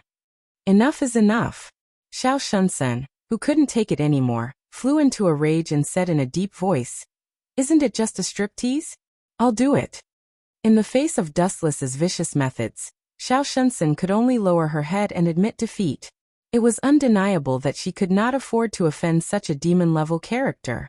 The current condition was only a striptease, but there was no telling what other perverted conditions would be later. "Me too." Immortal City Muyuma looked at Koju with pity, but in the end, she compromised with Dustless's perverted conditions. These two are really. Xiao Shunsun and Xiandu Muyuma still don't understand the situation. "Who wants to see you two? I just want to find an excuse to teach Koju a lesson. They are just a bunch of meatballs. What's there to see?" Dustless shook his head in his heart. He was quite lecherous, but he also had his principles. For example, Who would want a withered flower like Xiao Shunsun? It was just that looking at Koju's grief-stricken face made him feel particularly comfortable. I'm going to tear you to pieces. Koju cursed. He felt that everything he had experienced today was the greatest humiliation of his life. You still dare to talk back like this? Are you an idiot? Dustless stared at him with pity. This kid was a complete hothead. The more he resisted, the crueler he would be to his friends. Slap, slap, slap. At this moment, 2 loud slaps were heard. Dustless was stunned. He looked towards the source of the sound and saw that there were 2 palm prints on Xiao Guqing's cheeks. The person who slapped Xiao Guqing was his mother, Xiao Shunsun. Shut your mouth. Xiao Shunsun warned with an ashen face. She was cursing Koju for being an idiot. She had seen through Dustless's plan and wanted nothing more than for Koju to provoke him. Well done. Dustless gave a thumbs up with a smile in his eyes. Take it off. Koju couldn't take the blow and spat out a mouthful of blood. His legs went soft and he fell down like mud under Dustless's shocked gaze. Did he faint from anger? Dustless was stunned. He didn't expect Koju to be so weak. Are you happy now? Xiao Shunsun was furious. She wanted nothing more than to go to the 18th level of hell with Dustless. Your son is a true ancestor. He won't die from anger. Dustless smacked his lips. He wanted Koju to die from anger. And you? Dustless glanced at Xiao Shunsun and then looked down at Shindu Muyuma. If you have any plans against me, you should give it up. It's too much for you. Shindu Muyuma clenched her fists but loosened them. She blamed herself. This was all because of her. If she didn't follow Dustless, this wouldn't have happened. After saying that, Wu Chen walked past the 2 of them and walked towards the exit of the washroom. Wait. Xiao Shunsun's strange voice came. Dustless looked at her and frowned. Is there something else? Or do you want to take revenge? Do you think you can do what a true ancestor can't? Don't seek your own death. It's not revenge. Hearing this, Xiao Shunsun shook his head like a rattledrum. What a joke. Wasn't this just asking to be humiliated by others? Only an idiot would do that. What I mean is, Xiao Shunsun hesitated and asked awkwardly. You're going to let us go? Don't you want to watch us strip? After saying that, Xiao Shunsun's face flushed red. It was as if she was hoping that Wu Chen would watch her performance. Don't be so full of yourself. My target wasn't you. Dustless glanced at Xiao Shunsun and Shindu Muyuma. I don't want to watch your performance. Let's go our separate ways. I just didn't like that kid and wanted to teach him a lesson. It has nothing to do with you. As soon as his voice fell, Wu Chen immediately broke the door and left. Who would have thought that just as he walked to the corridor of the bathroom, an extremely unkind figure blocked his way? This is bad. Cursing in his heart, Dustless suddenly realized that something was wrong and uneasy.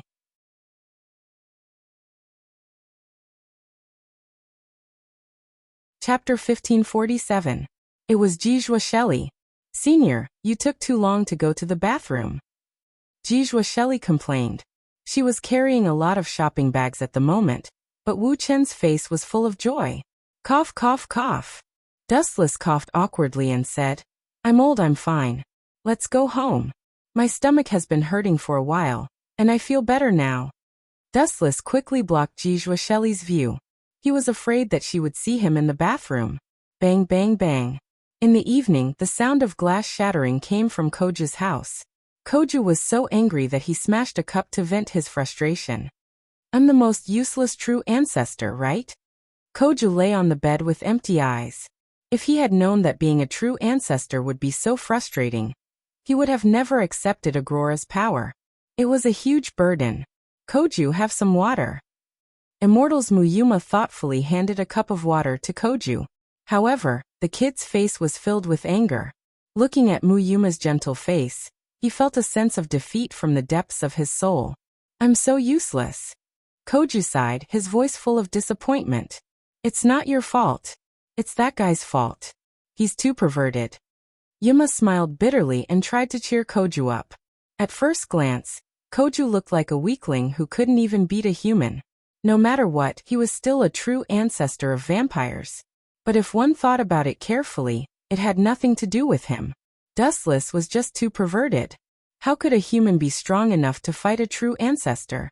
That was cheating. Am I going to be suppressed by him in the future? Forget it. I'll just kill myself. Otherwise, I'll be pissed to death by that bastard. Even if the lifespan of vampires is almost infinite, I won't be able to resist him. After saying that, Koju ran into the kitchen. It looked like he wanted to stab himself. Even his mother and childhood sweetheart were forced to strip to protect him. If he had to endure such disdain, he might as well die. Don't be discouraged. Seeing Koju run to the kitchen, Yuma quickly stopped him. You can't beat him alone, but you can find a reliable ally. Allies. After mulling over this special term for a while, Koju became even more depressed. He sighed and said, "Don't mention it. My class teacher, Natsuki Nangong, used to take care of me, but I don't know what kind of magic potion Dustless fed her. Lately, she's been lukewarm to me." Koju was frustrated and couldn't find a suitable ally. Ever since Dustless appeared, the people around him had all jumped ship to Dustless' side. That's just on the surface. In reality, there are many allies in the dark. There's a special place on Itagami Island called the Prison Barrier. We can choose anyone we want to ally with. Yuma smiled mysteriously and explained, "There's a place on Itagami Island called the Prison Barrier." Prison? Koju frowned. He wasn't in a hurry to agree to Yuma's conditions. He looked at her suspiciously and said, "The people in prison don't seem to be good people. Becoming allies is like asking for trouble." Is that so? Then are you willing to see Auntie being pressured by Dustless? Immortal Capital's Yuma wasn't surprised. She and Koju were childhood friends, so she naturally understood his personality. She carefully explained, "Not everyone who is imprisoned is a bad person, and not everyone who is free and unfettered in the outside world is a good person." "You're right." Koju heavily nodded. There were countless people who were framed and sent to prison.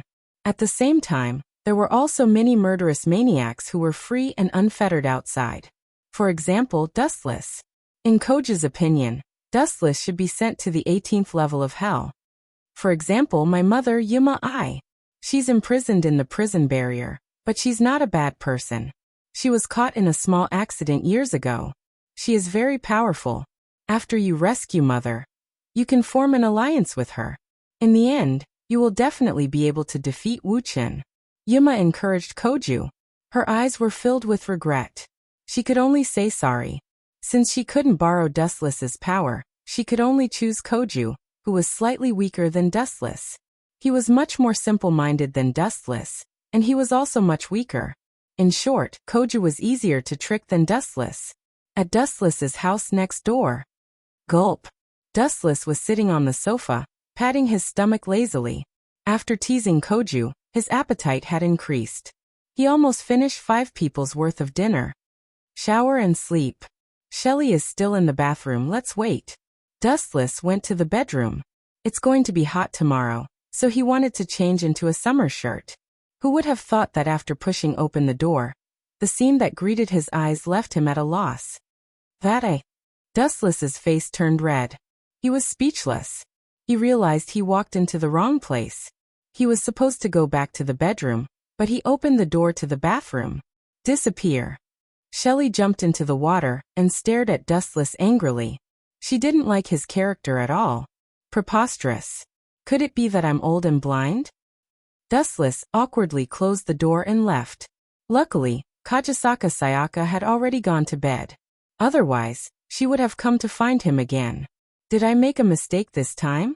Dustless looked at the bedroom door. He took a deep breath and pushed the door open. What he saw stunned him. La Freya, why are you sleeping in my... No, this isn't my room. Dustless's expression changed. He suddenly realized that something was wrong with the room. He lowered his head and pondered. This happened in the original novel as well. It seems like the space around Itagami Island was distorted. It seems to be the precursor to the release of the immortal Wudei.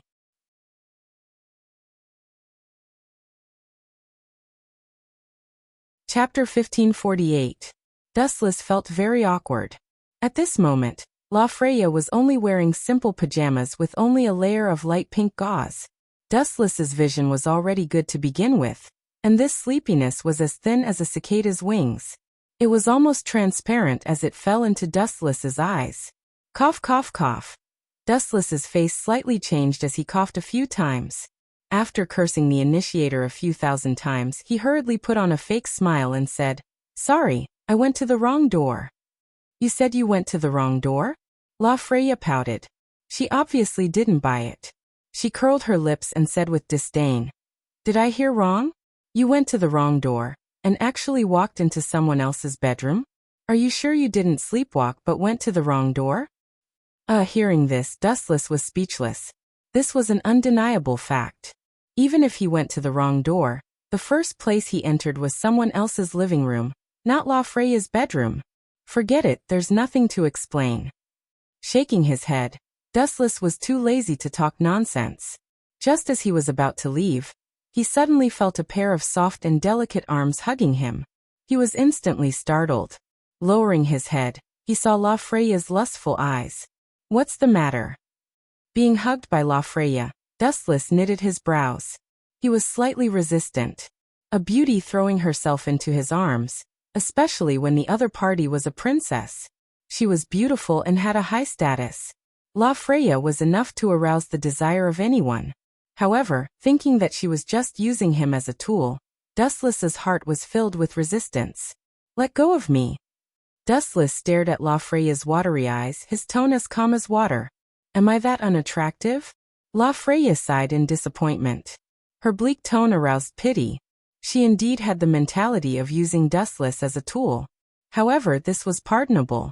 Who told her country to have a conflict with the War King's territory? It was normal for her to find someone with long legs to hug. "I can understand your thoughts, but you ignored my mentality," Dustless said lazily. At the same time, he took 2 deep breaths of La Freya's body fragrance. Dustless nodded with a smile and praised, "It smells good." Dustless left after saying that. He turned around and sat on the sofa in the living room. He didn't dare to casually enter the house now. He was afraid that he might barge into someone's bathroom again. Releasing the shackles on immortals Wood's neck requires a huge amount of magic power. I'm afraid that immortals Wood Yuma thought that my magic power was strong enough, because she saw how strong I was. But I'm sorry. Dustless shook his head. In fact, he didn't understand the so-called mana at all. He was just a dabbler. Not to mention a huge amount of mana, he didn't even have a trace of it. Itagami Island's mana is greater than the dragon vein. It seems like only that dabbler true ancestor can do it. In the original story, immortals Wood Yuma looked for Akatsuki Koju to do this. Dustless pondered. That surging wave of mana was not ordinary. It was almost tangible. True ancestor was called invincible for a reason. First of all, his majestic mana was far superior. "I'll use this opportunity to get rid of Koju," said Lin Yun with a murderous glint in his eyes. His pitch-black pupils emitted a soul-stirring baleful aura. In fact, Dustless wanted nothing more than for Akatsuki Koju to release the prisoners. That way he would be an accomplice. Neither Natsuki nor the Lion King organization would meddle in his affairs. Ding ding ding. Just when Wu Chen was deep in thought, his mobile phone suddenly rang. Looking at the unfamiliar phone number, an unexpected figure suddenly appeared in Wu Chen's mind. It's her? The person who called Dustless was Akatsuki Koju's other childhood sweetheart, Blue Feather. But because of Dustless's mischief, their relationship was completely broken, and they even parted ways. That's strange. Wu Chen touched his chin curiously. After hesitating for a while, he finally chose to answer the phone. "Miss Blue Feather, what's the matter?" "I'm going to sleep now." Dustless spoke first. Hey, what's with your lazy tone? If I remember correctly, you are a member of the Special Regions Police Force. Don't use such a casual tone. It's as if you are an outsider. Blue Feather's extremely strict tone came from the other side. It was as if she ate several tons of explosives. Her angry tone made Dustless quite depressed. He didn't seem to have offended her in any way. "You have to take responsibility for this," Blue Feather said sternly. It's worth mentioning that she is also one of the victims of the spatial distortion. She accidentally entered someone's room when she was sleeping. What made her want to cry was that the room she accidentally entered was Dustless's room. Even though she has never been to Dustless's room, she is quite familiar with his clothes and his unique scent. That's why she got angry for no reason.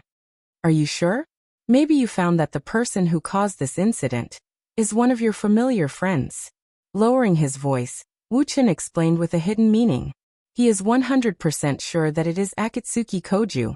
He is the only one on Itagami Island who has the ability to distort space. I don't care who it is. I will arrest them and punish them according to the law. Blue Feather's tone remained unchanged. I hope you don't regret this. Dustless hung up the phone and stared calmly at the purple horizon. That's the direction of Itagami Island's foundation gate. That's where the boundless magical energy came from. The entire Itagami Island is in a state of chaos. Many places have spatial distortion. The entire island is in a precarious situation.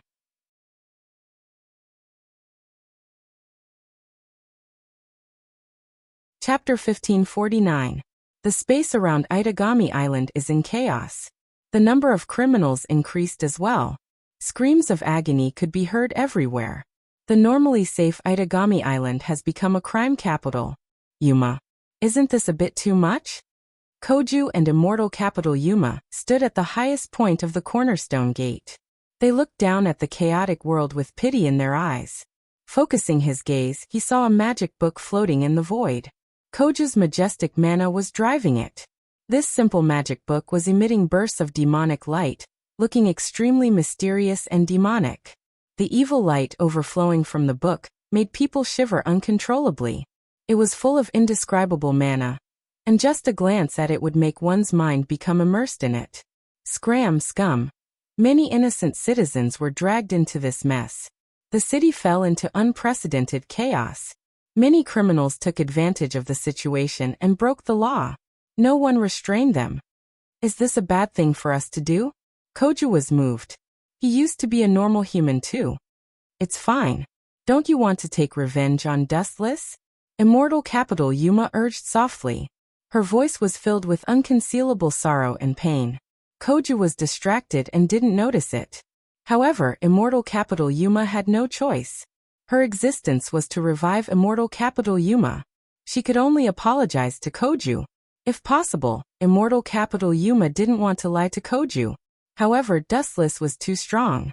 She couldn't control Dustless. Thus, she had to take a step back and look for Koju. That guy? Koju recalled Dustless's ugly face and heard Dustless's mockery. He gritted his teeth and said, "He dared to humiliate me like that. I want to take him down with me." At the mention of Dustless, Koju's mana increased a bit. Koju, don't worry. Once Mother is released from prison, you too can defeat that guy. Victory will be in our hands. Immortal capital Yuma took the opportunity to persuade. Defeat me? A ghost-like commotion suddenly resounded. It was extremely frightening. Who are you? Hurry up and come out. I'm the fourth true ancestor. Koju shouted loudly after looking around. Previously, he had resisted the idea of being the fourth true ancestor, but now he had accepted it. As for the reason, what a joke. He wasn't even a match for Dustless when he was a true ancestor. If he abandoned his status as a true ancestor, wouldn't that be courting death? TSK, you two are really heartless. We haven't even been apart for a day, and you two are already looking down on me. A ripple appeared in the void, and then a crack was torn open in the sky. It's you?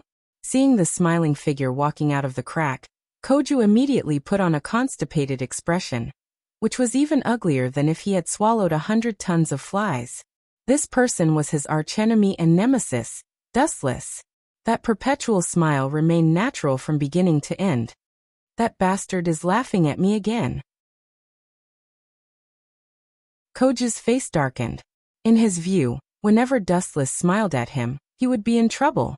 The first time he met Dustless, this guy had a sly smile on his face, but he was caught for no reason. The second time, Jijua Shelley thought he was a pervert, and the third time was even more tragic. He didn't do anything, but Blue Feather called him a rapist, and the fourth time, in short, every time Dustless smiled at him, Koju didn't think it was a good thing. You. Dustless landed on the ground and lazily put his hands in his pockets. He said in surprise, Immortal Capital Yuma, your methods aren't bad. I thought you would seize the right to use Koju. After all, this simple-minded idiot is brain-damaged and often has his body taken by others. I expected you to be able to take his body, but I didn't expect you to turn him over to your mother's side.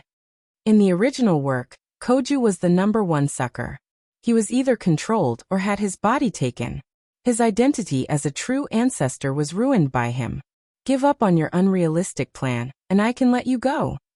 Dustless looked straight at the two. Although his tone sounded kind, he actually wanted Koju to release Immortal Capital Yuma. This way he could avenge his personal grudge and kill this eyesore in one fell swoop. This sudden unforeseen event was a golden opportunity bestowed by heaven to Dustless. Give up the plan? I won't.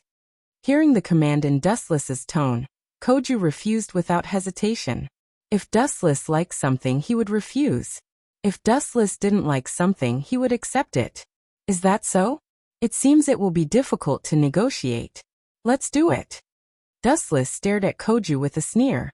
After hearing the long-awaited answer, he beckoned with his finger. If you want to die so much, I'll fulfill your wish.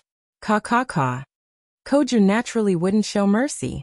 His enmity with Dustless was as deep as the ocean. His mother was forced into a striptease. Koju's dignity and heart had suffered a blow. This time he had to wash away this shame. Otherwise he would have to live in the shadow of pain for the rest of his life. Boom boom boom. The heavens seemed to have heard Koju's anger. In the boundless night, dazzling lightning immediately jumped out. At the same time, the sky was filled with thunder and immediately attracted the attention of all the Devil Masters. An unexpected figure suddenly appeared. What a surprise, this is going to be a good show. Dustless secretly laughed. This person was Xian Gaiong, one of the 3 saints of the Lion King organization. She was glaring at Koju with an ashen expression.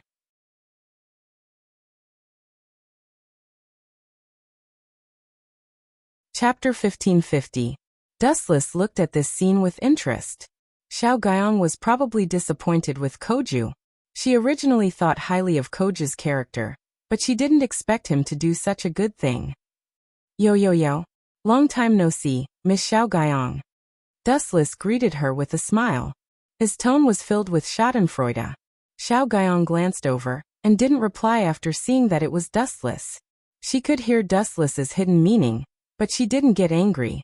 First of all, Dustless had the right to mock her, and second, this was indeed the failure of their Lion King organization. Surrender, Koju.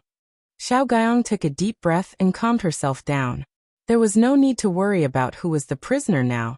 The key was to not let the prison barrier be broken. Give up? Koju shook his head stubbornly and said softly, I have no enmity with you, so please don't meddle in my business. My only target is Dustless, and I won't hurt anyone else. Koju looked at the sloppy Dustless, and his calm eyes immediately became cold and murderous. This guy was becoming more and more of an eyesore. Just you? Or is it because of this swaggering beast? Dustless pointed at the faintly formed lion in the sky and sneered. True ancestors familiar? In the end, it's just a beast. What do you think a mere beast can do? You think it can help you turn the tables? Dustless didn't hide his sarcasm. He raised his head and gathered a large amount of light in his hands. Yasakani no Magatama. Boundless light bullets flew out of Dustless's hands like a rainstorm, carrying Dustless's unhappiness. The destructive light bullets went straight into the depths of the sky. Boom boom boom boom boom. The golden lion's body was wide, and it was impossible to dodge. After all, there were too many of them, and his body was too big. Even if he managed to dodge some of the fatal attacks, he was still inevitably hit. It's truly inconceivable. This kind of large-scale attack is definitely more terrifying than the true ancestor's curly beast. He's attacking everything within a few kilometers. Xian Gaiong exclaimed in shock. Looking around, the originally dark and cold sky had been dyed into a large patch of golden light, due to the excessive number of light bullets. Ao. A miserable howl came out of the golden lion's mouth. If one looked closely, they would see that the golden lion's body had been pierced through by terrifying attacks, leaving behind shocking wounds. The originally awe-inspiring golden lion instantly turned into a drenched rat. It was a tragic sight. Bang bang bang. In the end, the lion's gold could not withstand the destruction and crushing of the light. It turned into countless golden lights and dissipated. The boundless sky was filled with countless flashes of light. Another instant kill? Koju coughed up blood and almost choked to death. He couldn't help but wonder if this was the true ancestor's familiar. A piece of trash that was insta-killed. It's your turn now, Koju. Dustless's killing intent rose. He had been waiting for a long time, and now he finally found the right opportunity to kill Koju. Humph, don't get carried away. Do you really think I'm still the same half-baked person as before? Times have changed. Koju retorted sharply, but his confidence didn't falter. Koju's right hand turned black again, this time with crimson patterns. This guy, Dustless stared blankly at Koju. He wasn't unfamiliar with Koju's actions. This kid was going to summon his curly beast again. He's awakened other familiars? Where did this psychic come from? Dustless was puzzled. He wasn't in a hurry to attack. He could kill this kid at any time, and there was no harm in waiting to see what kind of tricks he had up his sleeve. Even if Koju summoned all his familiars, Dustless was confident in suppressing him. Could it be? His gaze shifted to Yuma. If she was a psychic, then she wasn't bad. It was understandable that she could summon other familiars. Our library might have disappeared, but that doesn't mean our influence has collapsed. Especially after Koju became the fourth primogenitor, I prepared a lot of psychics. Yuma slightly bowed to Dustless as a sign of respect. Dustless's strength wasn't inferior to a primogenitor's familiars, so he deserved her respect. Is that so? I thought it was your blood. Young lady, you're quite mature and know how to prepare for a rainy day. Yuma, the one who created you, must be quite good as well. Dustless nodded and gave her a look of appreciation. He stared at the petite but mature girl in surprise. She was much better than that idiot Koju. Isn't he being a little too calm? Does he have the confidence to take on multiple familiars at once? Yuma frowned while thinking. At the same time, she was wary of Xianggyong. This guy was also a monster that the primogenitor was wary of. You're not going to stop Koju from summoning his familiars? Dustless asked curiously. Xianggyong didn't seem to care and just watched. What's there to be afraid of? Xianggyong shook her head nonchalantly and said with a smile. If the sky falls, you tall people will be the first to be smashed. Does this guy want to sit back and watch me and Koju fight to the death? Dustless had a whole new level of respect for this Xianggyong, one of the 3 saints of the Lion King organization. These words meant that the organization wouldn't help either of them if they were to fight to the death with Koju. It was simple. The winner was king.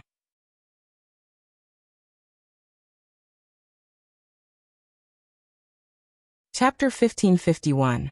Wu Chen stared at idler ancient chant for a while and finally looked away. This guy knew that the battle between the two of them could lead to the destruction of Itagami Island, but he still chose to ignore it. It was obvious that he was prepared to sacrifice one of them. Everyone knew that 2 tigers couldn't share one mountain. That grimoire. Dustless stared at the mysterious magus floating in the air. He frowned and slowly walked over. This grimoire and the primogenitor's immense mana are the only things that can make the prison barrier appear, right? Dustless walked and said leisurely. In other words, as long as this magic book is destroyed, the prison enchantment may disappear, and your plan to save immortal Muyi will be ruined. Does he want to destroy the grimoire? Immortal City Muyuma's delicate little face was tense. She was very eager to free Immortal City Muyi. Once her mother was free, it would mean that her mission would come to an end, and she would regain her freedom. Do you think you can fly and live according to your own wishes after completing your mission? Lightly glancing at Xiandu Muyuma, who was full of longing, Dustless mercilessly said, "This is impossible. Based on your mother's personality, she might kill you in the end. The meaning of your existence is equivalent to a chess piece. To put it bluntly, you are just a tool for her to revive. After Immortal City Muyi revives, it also means that as a tool, you have no place to be used. Immortal City Muyi doesn't need a substitute like you. Death is the best ending for you. So continuing to imprison immortal Muo Yi is also saving you. You should thank me. Now that you're my enemy, it's really sad. Dustless leisurely walked towards the glowing magic book, and a flash of lightning appeared on his fingertips. Sensing Dustless's intention, Yuma hurriedly urged Koju to stop Dustless. Koju, stop him. I don't need you to tell me that. This guy and I can't live under the same sky. Koju's eyes were like torches as he stood in front of Dustless. His face was full of confidence as if the defeat just now was nothing more than a pipe dream. Unkillable cockroaches always come one after another, but there will be a time when his life force will be exhausted. Dustless completely ignored the awe-inspiring and domineering Akatsuki Koju. He raised his right hand and pointed at the grimoire in the sky, erupting with a sharpness that could penetrate a mountain. Lasers. Under the night sky, a straight ray of light pierced through the sky and rose from the ground, heading straight for the grimoire. Don't even think about it. Koju wasn't willing to be outdone. A large amount of mana burst out of his body, shaking the 100-meter-tall building as a behemoth jumped out of the void. Is that the 9th familiar, double-horned crimson? The monster that came into view had the appearance of a horse, and it exuded a noble and domineering aura. It also had a pair of horns and a beautiful crimson mane. Aolo, aolo, aolo.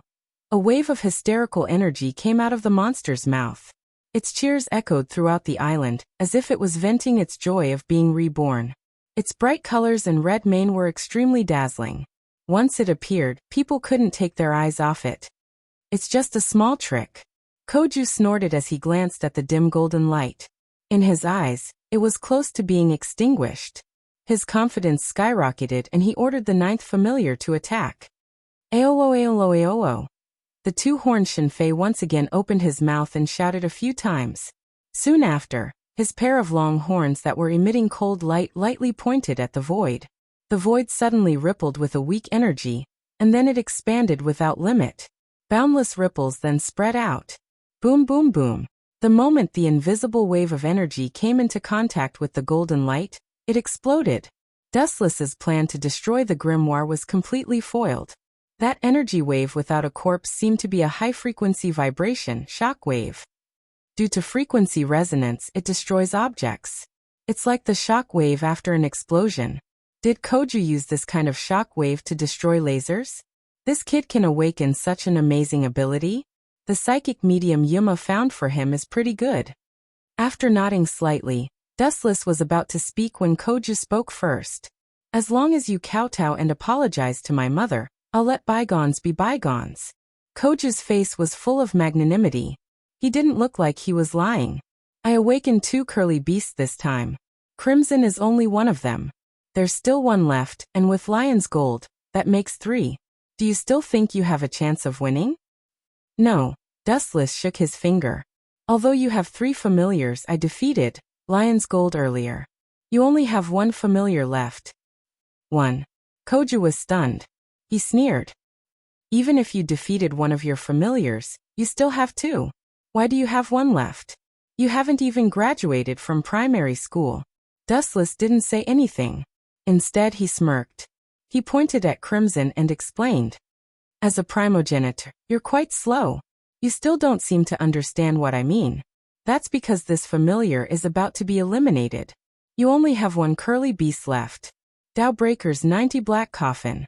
Countless shadowless black blades attacked from all directions. These evil blades didn't have a physical form. They were like sharp gases that couldn't be blocked at all. Awo. Sensing the danger, Crimson Double Horn howled twice, and the sharp horn on its head tapped the void again. An invisible ripple spread out again. Boom, boom, boom. Although the impact destroyed a lot of the black shadowless blades, there were still a lot of black lights that broke through the impact's defense and came into close contact with deep crimson of the 9th scroll. Pucci. He was instantly met with tragedy. He was brutally sliced into pieces.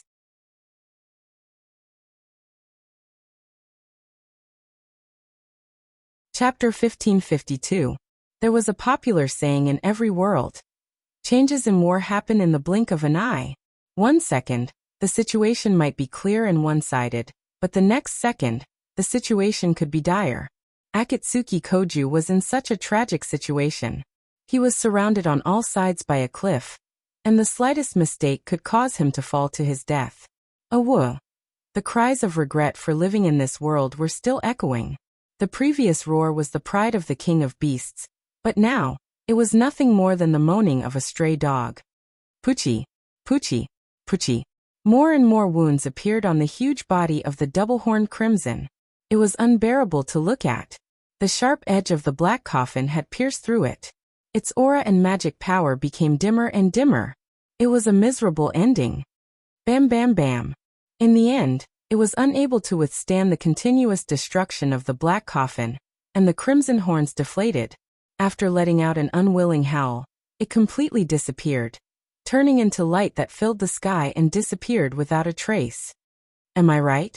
You only have one vassal beast left. He looked at Akatsuki Koju in amusement. Losing 2 vassal beasts in a row was a huge blow to Akatsuki Koju. Don't give up, Koju. Immortal Muyuma smiled and tried her best to maintain a look of victory. In fact, she was also thinking of retreating in her heart. She was very powerless and depressed. What Wu Chen said earlier had also dealt a blow to her. Immortal Mu Yi was indeed a ruthless and heartless person. The possibility of abandoning Immortal Muyuma was very high. Yes, I still have 1 vassal beast left. Koju's eyes lit up as the despair in his heart was reignited. He calmly stared at Dustless and raised his right arm once more. His entire arm had turned black with dense black runes appearing on it. It seemed that he was planning to summon another familiar. What's the point? Or does he have other plans? Sighing silently, Dustless secretly scolded the one-track-minded idiot. He secretly laughed in his heart and said, "Could it be that this guy wants to exhaust my physical strength by taking turns to fight? That's not a bad idea, but I'm a real tin-tailed beast. I rarely feel tired, especially in battle. Idiot, why don't you just summon 3 vassal beasts to attack me together?" Just as Dustless guessed, Akatsuki Koju was planning to wear down Dustless. His idea was simple. A primogenitor's mana was stronger than a dragon vein. As a human, Dustless was strong, but he definitely didn't have as much mana as Akatsuki Koju. It was normal for him to have such an idea. After all, no human in this world could compare to a primogenitor, so how could Dustless surpass a primogenitor? Akatsuki Koju's eyes. In a word, the natives of a human's eye. Even Natsuki Nangong thought the same. This was a common problem in the entire world. Bam bam bam bam bam bam. In the dark night, there was a sudden burst of oppressive thunder. But of the eyes of the night sky of the eyes was of the night. Of the night of the eyes of the day. Is he going to summon more vassal beasts? Koyama frowned in anticipation. If Dustless didn't insta-kill Crimson Twin Horns, it would have been a long battle between primogenitors. Itagami Island might have been wiped off the map. He's not summoning vassal beasts. His mana is unbelievably strong, but look over there. She pointed to the sky on the left. Under the night sky, she couldn't see her fingers, but she could see an unbelievably large castle. Xian Guyong's expression immediately changed, and she said with an embarrassed expression, "Is this a prison barrier?" "Finally, we can see the light of dawn." Yuma smiled. She thought of her mother, whom she had never met. She said uneasily, "Everything should be solved if we save her, right?" The prison barrier was oppressive. The sky was shrouded in black fog. It looked like a dead end. This place, Koju's expression changed slightly. He might be simple, but that didn't mean he was an idiot. Muyuma had said that her mother had said that Muai had been imprisoned here because of a small mistake. But looking at the terrifying castle and hearing the sharp screams, Koju knew that this wasn't a place to imprison people with good intentions. The people gathered here must be the most vicious and evil people. It won't be easy to get in. There's a barrier outside. Koyama's eyes reflected the light of wisdom. She was calm. The barrier was impenetrable. Yuma couldn't break through it. "Leave it to me." Koyama nodded. Since he chose to work with Yuma's mother to defeat Dustless, he had to go all the way. Golden Lion, Crimson Twin Horns.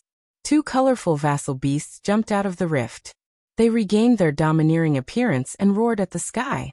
However, they didn't get to enjoy it for long before tragedy struck. Scram back to where you came from.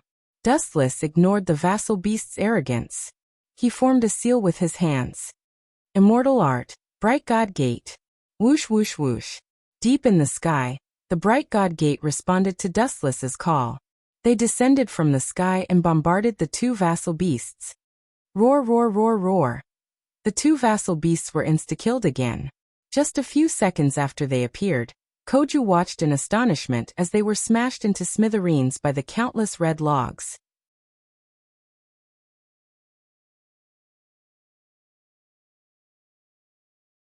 Chapter 1553. Immortal art. Bright God Gate was able to suppress the tin-tailed beast for a short period of time, let alone a mere familiar. The instant it appeared, the two powerful familiars were reduced to ashes in a flash. Gulp! Xiao Guiyong's eyes widened. She had seen a lot, but she was still stunned by the boundless red log. She opened her mouth wide enough to stuff a stone in. What a freak that needs to be struck by lightning. Koju's face twitched fiercely. Normal people wouldn't even dare to breathe loudly in front of a true ancestor, but this guy killed two familiars in an instant, and two of them together without a scratch. At the very least, there were no side effects. But Koju's handsome face had a smug look on it. Ayo ayo ayo ayo ayo ayo. In another direction of the prison, there was a sudden flash of light, and the roar of a dragon shook the sky. Looking up, there was a huge dragon. Furthermore, it was an extremely rare two-headed dragon. It flapped its wings and soared high into the sky. Both of its wings emitted violent winds and tornadoes that resembled a level 10 storm swept towards the prison barrier. Ka ka ka. The two-headed dragon's momentum was astonishing, and the barrier that was as thin as a cicada's wing began to crack. So that's how it is. This kid used those two familiars to attract my attention. Dustless frowned. He recognized the two-headed dragon. It was his third familiar, the dragon snake watermark. Ka ka ka. The huge mouth bit down on the barrier. The barrier, which was already full of cracks, suddenly exploded. Although the dragon snake Mercury's ability was to devour and control dimensions, the sharp teeth of the two-headed dragon were also extremely sharp and could bite through the barrier. Looks like I've won. Koju's eyes shone. He was one step closer to saving Yuma's mother, Yuma I. According to Yuma, as long as he could break through the prison's barrier, saving her mother would be a piece of cake. You awakened your third familiar, the dragon snake watermark, right? If that's the case, then it's too disappointing. Dustless was unmoved. Instead, he said calmly, "You still haven't figured it out. The me in front of you is the most difficult prison in the world to break." Boom boom boom. As soon as Dustless's voice fell, the spatial barrier completely exploded. An endless aura of decay and vicissitudes suddenly descended, and a desolate smell swept through the world. Goodbye. Koju let out a few strange laughs. Then he and Yuma of Immortal City disappeared in front of Dustless. This is, narrowing his eyes, Dustless frowned slightly. His gaze swept towards the prison barrier. He suddenly realized that the distance between him and Koju's group had increased by more than half. Similar to Natsuki Minamiya's spatial magic? His strength isn't much, but he runs very fast. Revealing a disdainful smile, Dustless's entire body flashed with a large amount of light. Just as she was about to turn into a burst of golden light and pursue, two insensible figures blocked her way. "Get out of my way!" Without even looking at the two, Dustless's tone was full of hostility and hostility. "Aren't you a little too arrogant?" The two figures who blocked her way were also members of the library. They were a pair of siblings under Yuma of Immortal City, and had a rather resounding nickname. Hearing Dustless's arrogant tone, the two sisters were furious and glared at Dustless with hostility. "It seems difficult to negotiate." "That's right, brainwash people like you only have one path from the beginning to the end."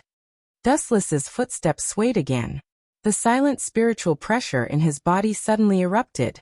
Countless shadowless black blades descended and flew towards the two sisters without any trace of politeness. Dao Breakers 90, Black Coffin. The two sisters were working hard to activate the grimoire, and didn't notice the approaching black light. Just as they were about to use the grimoire to attack Dustless, they were the first to suffer a tragedy. Poochie, Poochie, Poochie. The two sisters were also heavily injured. The only difference was that Dustless didn't scare them to death this time. He only knocked them out. After that, he silently watched Koju and Yuma of Immortal City leave. Dustless put his hands in his pockets and stopped in his tracks. He didn't intend to pursue them. Are you going to let them go? Xian Guiyang frowned. At the same time, she looked at Dustless, who was slowly advancing, and asked, "Aren't you afraid that Natsuki will be killed by that kid? Natsuki is the key to the prison. If she is killed, Yuma of Immortal City will achieve her goal, and I of Immortal City will be able to break out of the prison. Do you really think I know nothing about this?" Dustless glanced at Xian Guiyang and said with disgust, "You treat Natsuki like a prison. Right now, she's just a magic illusion. I want to save her from this prison. So if the prison is broken, so be it. Even if those vicious criminals destroy Itagami Island, it has nothing to do with me." "You." Hearing this, Xian Guiyong's face turned ashen. He stared at Dustless coldly. He finally understood what this guy was trying to do. He was wasting time to deliberately let Xiao Guqing break through the prison's enchantment to free the prisoners. "I said before that Natsuki is the key. If you want to free the prisoners, you have to kill her." Xian Guiyang was familiar with all of this. "No, she won't die." Stretching his body, Wu Chen said with a firm look. Taking a step back, "If she's really dead, reviving her is just a trivial matter for me."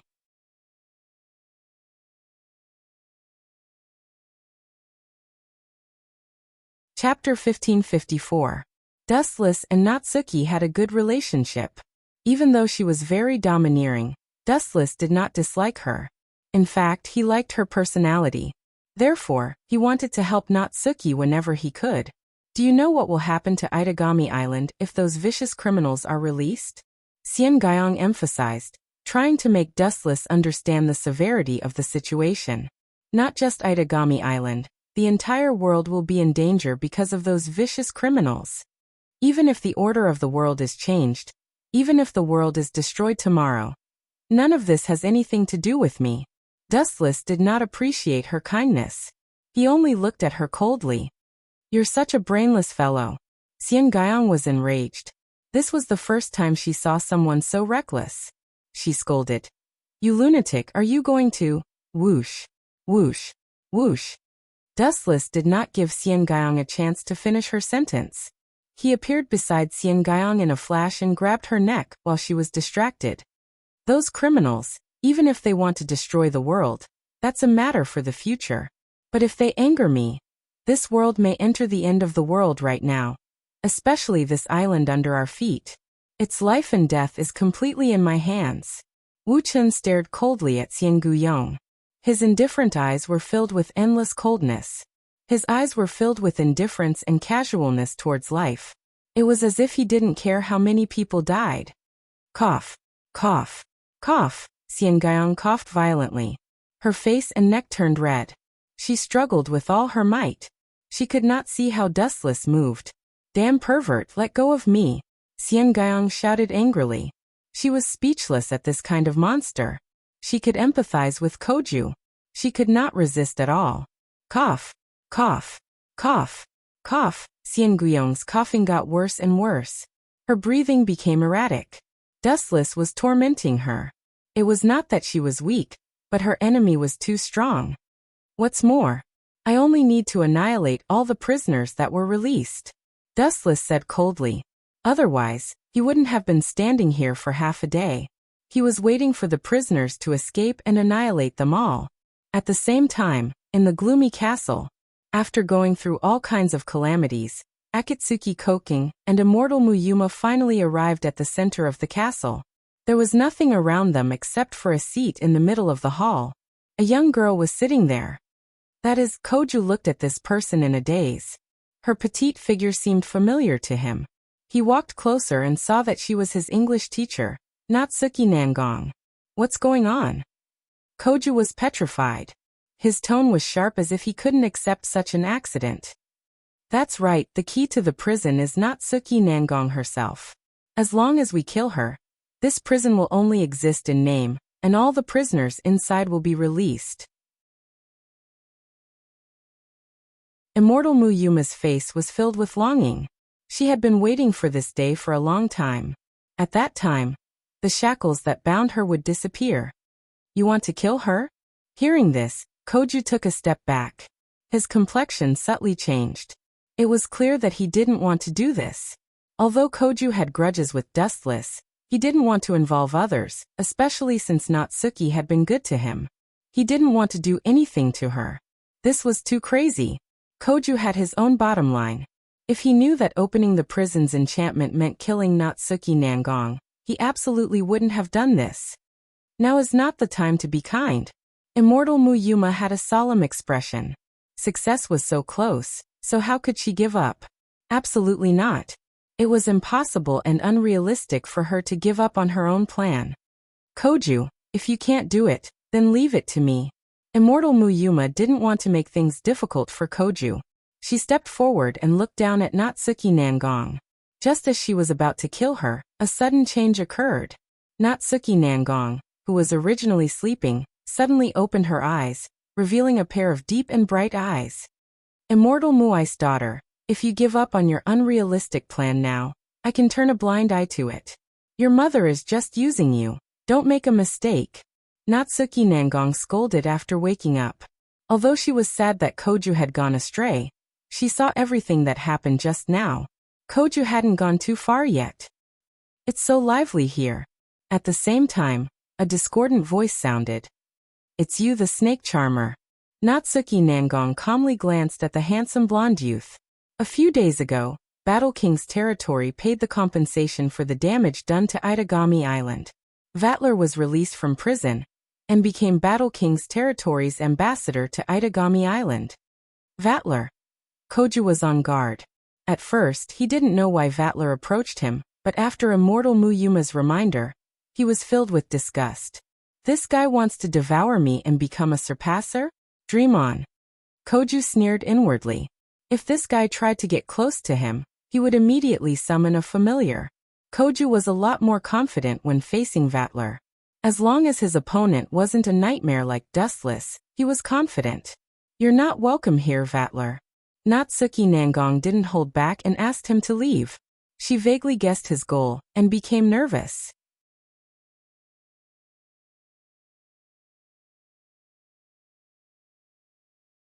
Chapter 1555. This guy was a battle maniac. In order to find a strong person to battle, he could do any crazy thing. However, the last time he went to find trouble with Dustless, he kicked an iron plate and was beaten up. After staying in the prison for a few days, he immediately returned to his original nature. Don't say that. I'm the ambassador of Battle Monarch's domain to Itagami Island. Vatler shrugged nonchalantly with a threatening tone. When he mentioned Battle Monarch's domain, he emphasized the word Battle Monarch's domain. Everyone could hear the hidden meaning. This guy. Immortal Mu Yuma frowned slightly and subconsciously looked outside. After a long time, Wu Chen still hadn't caught up. This was clearly abnormal. What's your goal? Yuma asked. Don't tell me you're here to challenge someone strong. If that's the case, then there's someone called Dustless outside. He's very strong. Hearing this, Vatler's mouth twitched violently a few times. He recalled being beaten up by Dustless a while ago and immediately shook his head. Although he longed to fight with experts, it didn't mean that he had a special hobby of being beaten up. I'm here. Vatler looked at Akatsuki Koju affectionately and said, I came here to confess my love to Akatsuki Koju. Hearing this, Nangong Nayu and Shindu Muyuma both spat out saliva. Are you crazy? The one who reacted the most was Yuma. She had goosebumps when her childhood sweetheart was suddenly pulled in by someone else. Vatler sure has a unique interest. No wonder he doesn't care about the beauties on his ship. He has a thing for Koju. Dustless smiled and muttered to himself. He suddenly felt that he was right to frame Koju for being gay. The person who had come to propose had already come knocking on their door. Moreover, it was a monster who was the closest to a true ancestor. Get the hell away from me. Koju almost vomited blood. He noticed that Yuma was looking at him in a different way. This bastard is just like Dustless. No, he's even more despicable than Dustless. No matter how crazy Dustless was, he wouldn't say something so disgusting. Koju's expression was gloomy as he stared at Vatler. Vatler looked harmless, but he was much more terrifying than Dustless. Of course. I have other goals too. Vatler stared at Natsuki like a hungry wolf. He said maliciously, once the space witch falls, those evil and annoying people will break out of the prison. You bastard, you really came here for this. Natsuki became nervous after hearing this. The current situation was very unfavorable for her. She was already food on the table. Both Vatler and Yuma had their eyes on her. As for Koju, Natsuki shook her head and decided to forget about it. It was already a good ending that Koju didn't turn against her. Whoosh whoosh whoosh. A purple magic formation appeared in the air, and countless chains shot out. Between Vatler and Yuma, who was the bigger threat? It was meaningless. Obviously it was Vatler. After all, he was the closest to a true ancestor. That was why Natsuki attacked him first. Immortal capital Muyuma murmured, and a steel shadow appeared behind him.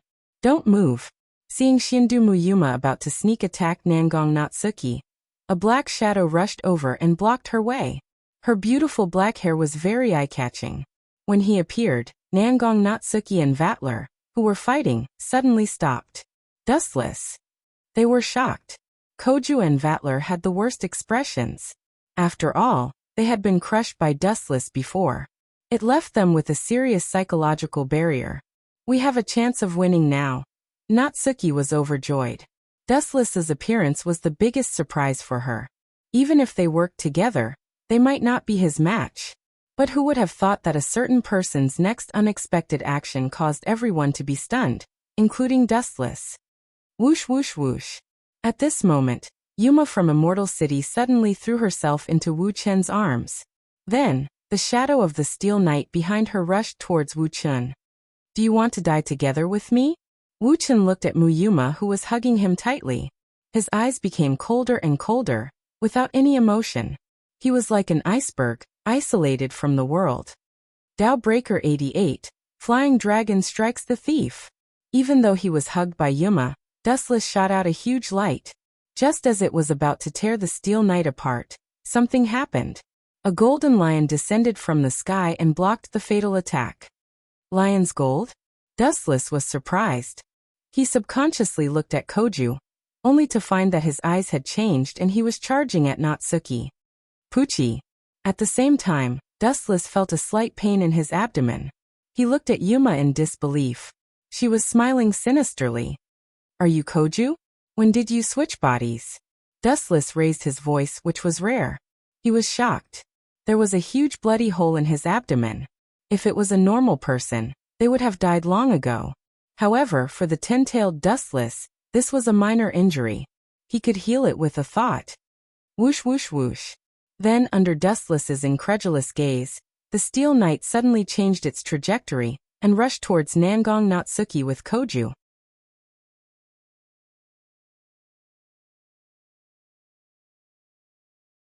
Chapter 1556.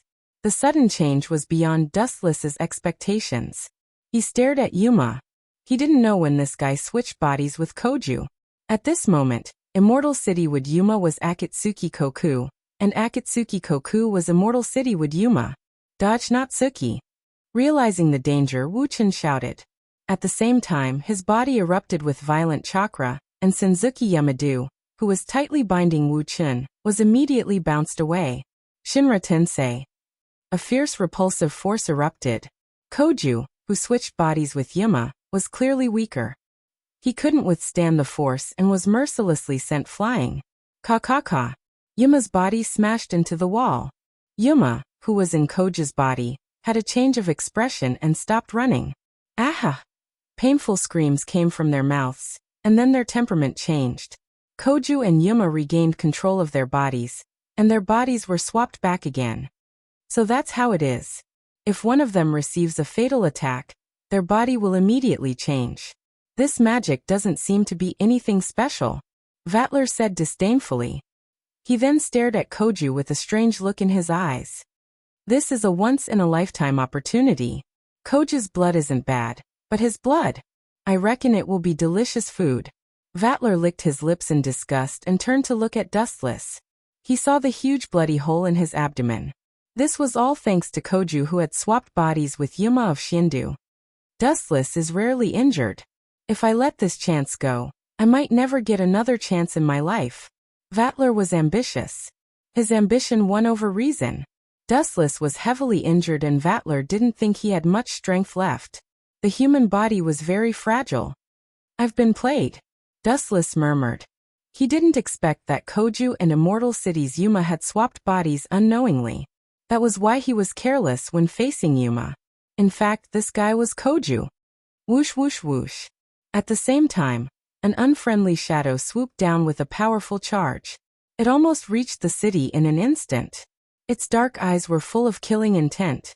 However, Dustless only glanced at it and raised his leg without hesitation. A dazzling light covered it as he kicked out. Lightspeed kick. Whoosh whoosh whoosh. The ray of light shot straight towards the black figure, Vatler. He can still attack with such a heavy injury? How perverted is this guy's constitution? Vatler's pupils constricted as he looked at the incoming flash of light. He didn't expect Dustless to be so heaven-defying. The skull in his abdomen was perfectly fine, and he could even use such a powerful move. Boom boom boom. The speed of the light was too fast, and Vatler did not even have time to defend himself. Tragedy befell him as he was forcefully annihilated by the light beam. A huge mushroom cloud of flames rose into the air with his body as the foundation. Plop! Vatula, who had been possessed by the god of misfortune, fell into a deep pit. His whole body was once again roasted. My plans have all gone down the drain. Have all my efforts failed? Yuma's eyes dimmed. Originally, she could have used this method to catch them off guard. She could have taken care of Dustless and killed Natsuki. Who would have thought that in the end, even Vatler, an unseen ally, was heavily injured. He was lying on the ground, moaning in pain. It ends here. Heavily exhaling the foul breath that had accumulated for a long time, Dustless's body suddenly felt much better. He completely ignored the bloody hole in his body. The recovery power of Jubi was extremely strong. This kind of injury would automatically recover. Whoosh whoosh whoosh. Just when everyone thought it was a failure, a sharp sound broke through the air. This is... Dustless was startled. He suddenly remembered a small character that he had overlooked. He turned his head and stared at the Iron Knight who had subdued Nangong Natsuki. Shandamuai. He had forgotten about her in the fierce battle just now, so Wu-chan only remembered the mastermind behind the scenes now. I should have ordered it to help Koju kill Dustless. Why did it suddenly go after Natsuki? Seeing the Steel Knight subdue Natsuki, Shandamu Yuma was overjoyed. Idiot! You still don't understand the situation? Dustless snorted. The wounds on his body slowly healed. He said in a hoarse voice. Didn't I tell you before? You're just a chess piece, a tool. You're Shandamu Ice clone. Your body contains her power. Do I need to tell you who's controlling her? Do you understand what I mean? Could it be? Hearing this, Immortal Capital's Yuma's face fell. She stared at the Iron Knight that grabbed Nangong Natsuki and guessed who was controlling her. You're too careless, Natsuki. The Steel Knight spoke in human language. It sounded strange, but Natsuyu knew who it was. Immortal City would you heretical devil. You even used your own daughter. With her strength, she shouldn't be so easily subdued. Is it because Koju's familiar was injured when he attacked the prison? Dustless narrowed his eyes. He carefully observed Natsuki's changes. Soon he saw something unexpected. Bright red blood dripped from Natsuki's fingers. Her aura became weaker and weaker. Her face turned black. Her eyes were filled with darkness.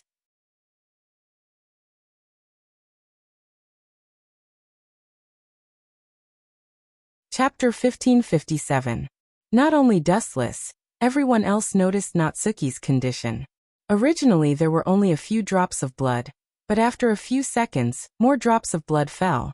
Natsuki's face became paler and paler. The dark circles under her eyes became thicker and thicker. In the end, her entire face was like ink, completely black. You don't seem to be worried at all. After ignoring Natsuki Nangong, the Steel Knight once again muttered to itself. I've fought with Natsuki for many years, and every time she's been able to suppress me. I'm not willing to give up, but this time I've finally succeeded in stepping on her corpse. Succeeded? Have you lost your mind after being in prison for 10 years? Hearing this, Vatler stood up with difficulty and mocked. You still haven't realized that Natsuki Nangong has disappeared. In the end, you were too careless. As expected, the Steel Knight muttered to itself. I was one step behind. Looks like I underestimated her. I didn't think she still had the strength to escape. However, the only person whose expression didn't change was Dustless, who only sneered at the Steel Knight. This Shindu Muayi is quite shrewd. She's also a scheming bitch, extremely sinister. She clearly let Natsuki go on purpose to attract the attention of the prisoners, while she secretly carried out other plans. Tsukegaze. What a rare smart woman. Dustless looked at the Steel Knight mockingly without moving, as if he was an outsider. In fact, the moment Nangong Natyua disappeared, he was acutely aware of it. He also discovered that Immortal Wood Ayi was openly stealing Nangong Natyu's memories. Then, the Steel Knight's line of sight finally landed on Dustless's head. His entire body exuded a gloomy, cold aura as he raised his sword again. Xiao xiao xiao. It launched a fatal sneak attack, turning into a ray of cold light as it pounced. Cough cough cough. Reckless thing. Vatler sneered. He dryly laughed at Shindu Muayi's overestimation of her abilities, calling her an idiot in his mind. For a witch like you to challenge a demon king, even 100 heads wouldn't be enough. Kill him. Koju was also excited. If possible, he would be more than happy to see Dustless suffer. Whoosh whoosh whoosh. Just as the Steel Knight was about to cleave Dustless apart, an unexpected scene happened. It suddenly changed its trajectory and pounced at the two figures on Dustless's left. Puchi.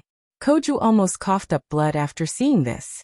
He was shocked to find that Ice target was him and Yuma. Mother, why is this happening? Shindu Muyuma asked in disbelief. That soul-stirring murderous aura was obviously not faked. She had gone through untold hardships to save Shindu Muayi, but she did not expect that this so-called mother would be so vicious that she wanted to kill her in the end.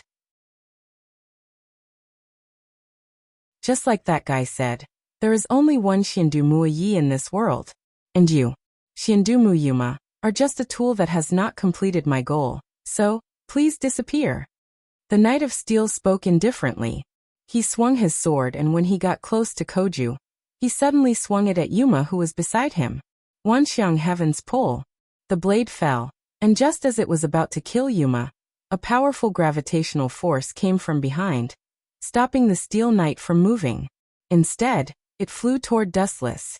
You seem to have forgotten your roots. Do you think you can be free after escaping the prison barrier? Maybe, but your freedom is only limited to the prison barrier. Blue light appeared on his fingertips, and the void twisted violently. Dustless aimed at the Steel Knight and flicked out an energy ball the size of a luminous pearl. Wang Su's flash. Without any external interference, the energy ball hit the Steel Knight without a doubt. It shattered into pieces and evaporated without leaving a trace.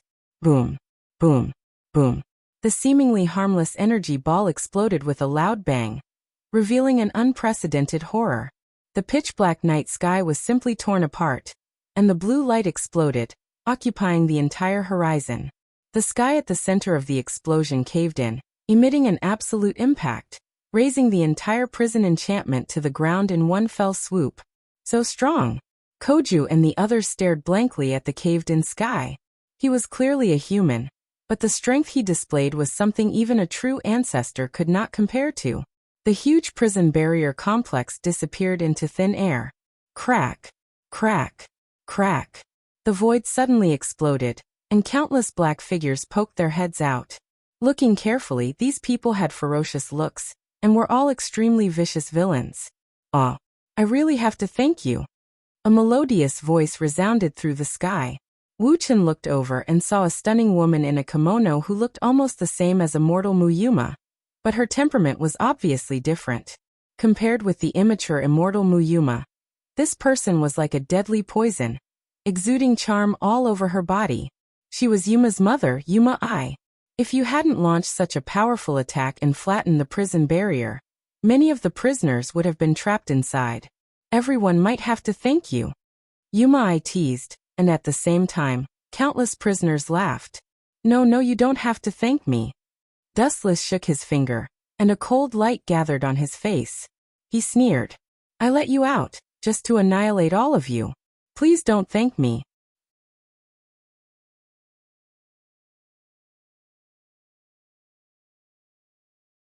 Chapter 1558. Dustless was afraid that his lifespan would be shortened if a bunch of people he was about to kill thanked him. This guy is very strong. Immortal Capital Woodayi didn't blink, her eyes as calm as water. Only when Dustless's body erupted with golden light did she realize the danger. What's that? A wave of energy suddenly appeared in the silent sky, forcing everyone to retreat. Then a holy yet extremely evil golden light covered Dustless's body. A solid giant of energy slowly took shape. The aura this monster exuded was extremely contradictory. It was majestic yet holy, yet filled with an extremely evil aura. Compared to this giant, demons were like kind-hearted children. Ka. Inside the monster's lungs, the sound of bones assembling could be heard. The messy combination of bones and tendons was so numerous that it was hard to tell them apart. Even though it was a mess, it gave off a sense of order and regularity. A majestic giant took shape. It was several meters tall, about the same size as a true ancestor's familiar, but the pressure it exuded was far greater. Not only was it glowing, but it was also wearing a majestic and sinister helmet. Just a glance from it made people feel as if they were sitting on pins and needles. The mature Kinsusanu is enough to deal with you, but the complete Kinsusanu, forget it. If I don't control it well, I'll be doomed eternally. Maybe this island will collapse in a few hits. Dustless muttered to himself as he looked at the numerous prisoners. There are so many of you. Might as well use that to deal with you all in one go. Dustless willed the mature golden Kinsusanu to change. The sword of light in its hand disappeared, then turned into a dazzling beam of light that shot into the sky. Not good. For some reason, Immortal Muayi had a bad feeling as she looked at the colossus in the air. She looked around and saw that it was not just her. The prisoners were already in a mess. Some of them who had sensed the danger were already scrambling to leave. Let's see what you can do. Thinking of her own strength, Immortal City Muayi calmed down. Although her spatial magic wasn't as wondrous as Nangong Natsuki's, at least escaping wasn't a problem for her. Let you out of prison? That's indeed the case, but wouldn't it be better to release all of you at once and finish you off in one move? Dustless in the void spoke in human language, but it was colder than ice. The prisoners on the ground were filled with uneasiness. Ao. The mature body Kinsusanu let out a strange moan. Immediately after, everyone noticed that Kinsusanu's thick golden arms suddenly crossed. In the palms of both hands, a blinding light suddenly flashed, causing people to be unable to open their eyes. The scorching light was too damaging to the eyes, and looking at it for a few seconds could cause blindness. Kinsusanu, looking down coldly at the terrified prisoners, the light that filled the sky poured down. Yasakani no Magatama. The power of Yasakani no Magatama was already unimaginable, and its area of effect was ridiculously large. Now that it was combined with Kinsusanu, its power increased exponentially, and so did its area of effect. Shio. The dazzling light bullets were like a hot knife through butter. They came and went without a trace. Although some of the fugitives reacted immediately, the speed of the light was too fast. Some of the prisoners didn't even have the chance to use their skills to resist before they were mercilessly torn apart. Pucci. Their bodies were like funnels, and they were all shattered by the light bullets. All of them were pierced through by Kinsusanu. Yasakani no Magatama. Of course, there were exceptions to everything. Some of the lucky ones, or those who sensed the danger in advance, managed to escape. For example, the cunning Immortal City Muayi. She used her spatial magic to escape. Even so, those who managed to escape were few and far between. At least 95 out of 100 people were instantly killed, and those who managed to escape were riddled with holes. It's almost over, it's time to look for Natsuki. Landing on the ground, Dustless walked away, ignoring Yuma who was in a daze. Passing by her, Dustless activated his observation haki, and the Tensegan's exaggerated long-range tracking ability, carefully searching for traces of Natsuki Nangong. Natsuki, who has lost her memory, may be in the sea of people. Stop. Just as Dustless turned to leave, Immortal Capital's Muyuma stopped him. You are free. Leaving such a sentence, Dustless stopped and moved again. However, Yuma didn't seem to appreciate it. She instantly flashed in front of Dustless. I want to join forces with you to deal with Yuma. The girl's eyes showed a firm light. Even though most of the prisoners inside the barrier were eliminated, there were still some who managed to slip through the net. Quite a number of prisoners were forced to wander the streets. Those who could leave Itagami Island tried their best to leave, and those who couldn't were still searching for Natsuki Nangong. Based on the information they got from Yoko, Natsuki Nangong was still alive. Everyone started hunting him down. The prisoners were all attracted by Natsuki Nangong. As for Immortal City Muayi, he also silently arrived at Rainbow Sea Academy. Looking at the school of the past that had changed, Immortal City Muayi couldn't help but feel emotional. All of this will end here. Yuma's calm crystal eyes emitted a ferocious light, and the silent magical power in her body burst out, and the turbulent light slowly overflowed. On the other side, Koju was extremely depressed. When Dustless was about to kill all of them, Vatler, who once confessed to him, was the first to carry him on his back and hurriedly ran away, even leaving Yuma behind. This guy wants to devour me? Thinking of his great attraction to Vatler, Koju was full of uneasiness.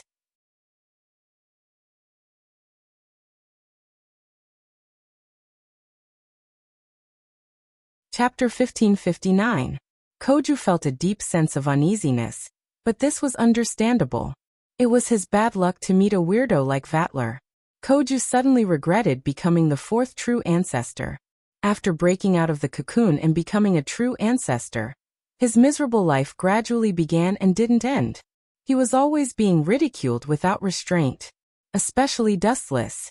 What was the most unacceptable was that now it was Vatler's turn to be ridiculed.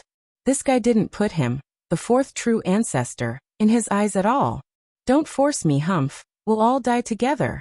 Koju swore in his heart that he would rather die than live in dishonor.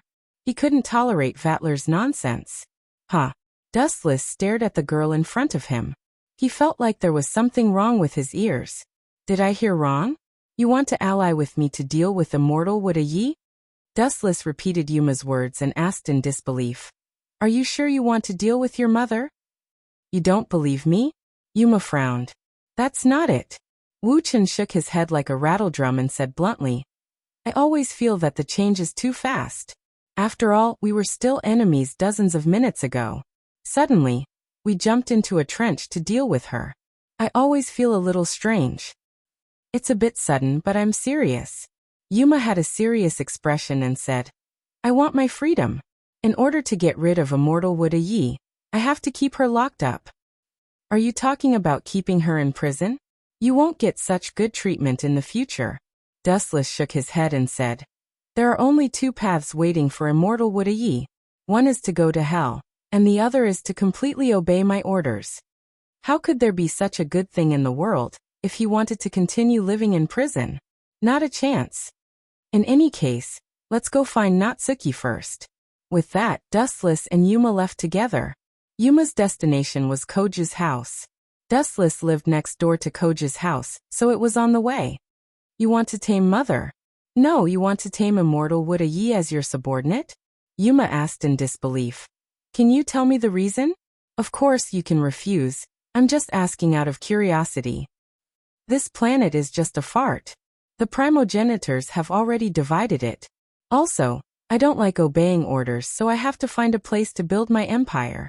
I don't think Immortal Woodayi is qualified as a fighter.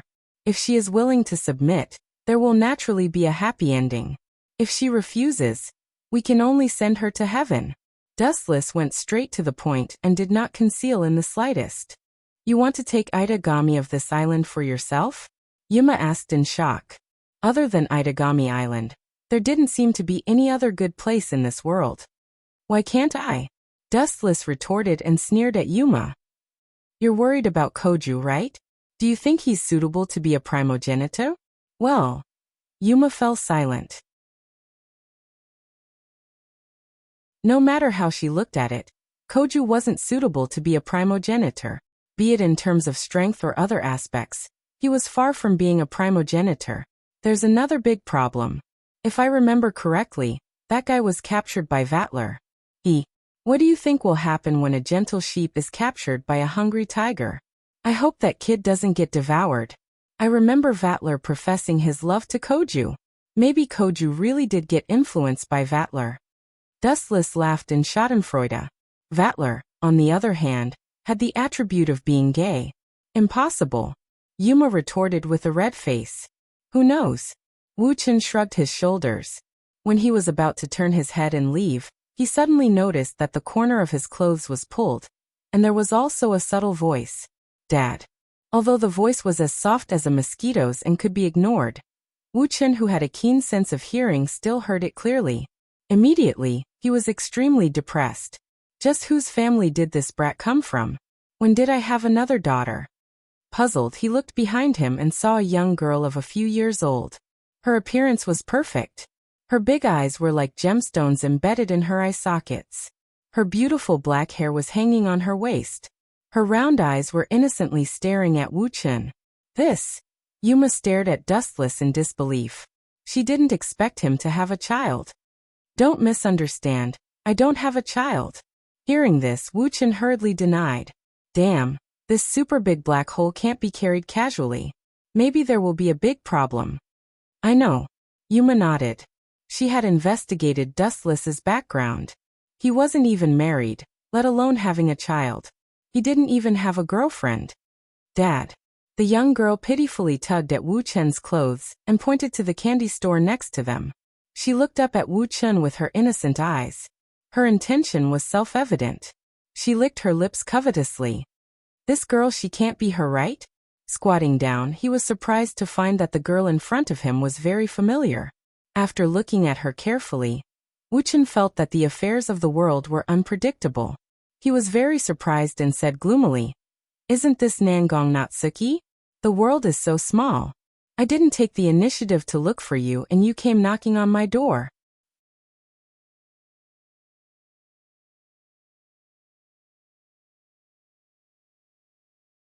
Chapter 1560. Dustless was in a daze. He thought it would take a lot of time to find Natsuki. He didn't expect her to take the initiative and even call him Dad. In all fairness, Dustless's brain was not enough to process all of this. What are you going to do with her? Yuma frowned and asked. From Natsuki's innocent eyes, it was clear that she had lost her memory. The real Natsuki was always domineering. Let's bring her back for now. Dustless sighed with a headache. He could only take her home for now. If he let her walk on the streets, she would be killed by the prisoners in the prison. Cough, cough, cough. Dustless coughed awkwardly and squatted down. He looked at Natsuki's innocent eyes and grabbed her hand. It's getting late. Dad will take you home. No. Natsuki broke free from Dustless's hand. Even though the warmth made her feel comfortable, she still stubbornly said, I want to eat candy. Is this person really Natsuki Nangong? Although she is also very willful, only someone with a brain would make such a request. Dustless bitterly smiled and finally gave in.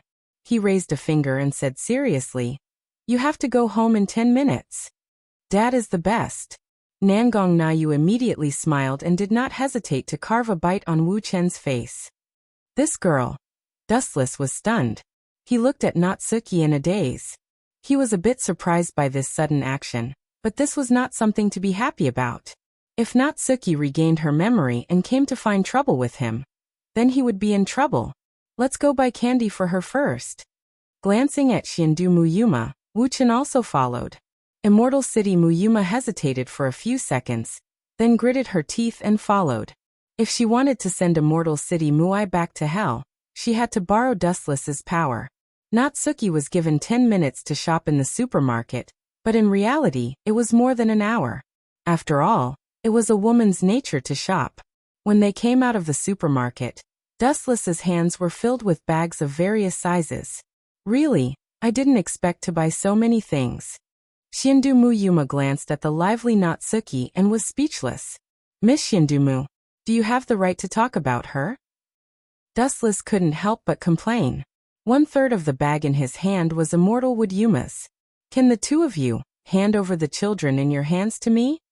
A hoarse voice came from behind, as terrifying as a poisonous snake's tongue. That sudden killing intent caused the surrounding temperature to drop to an unimaginable freezing point. There are indeed a lot of fish that escaped the net. Dustless turned his head to reveal half of his eyes, and sized up the person who had suddenly appeared. He was surprised to find that he actually knew this person. An old spirit summoner from the guerrilla army of the Middle East's Kabristan.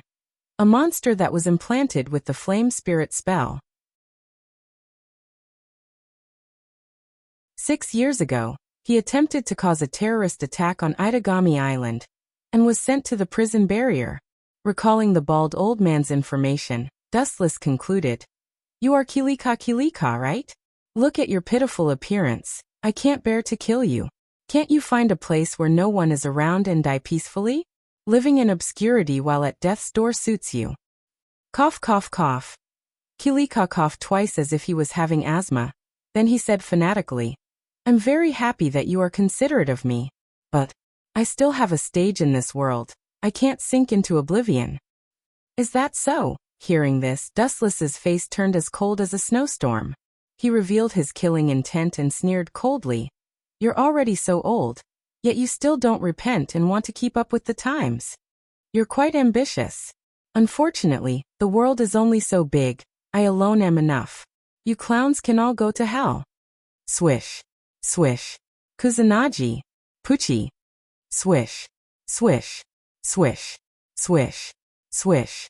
Swish. Amaterasu. The old man's body burned with Amaterasu, turning his corpse into ashes. This happened very quickly. Due to the cold night, there weren't many people on the streets, so no one saw it. It's going to be very difficult to kill this guy. High up on the rooftop, the cold wind was blowing. A black figure was faintly discernible in the night, almost blending into the darkness.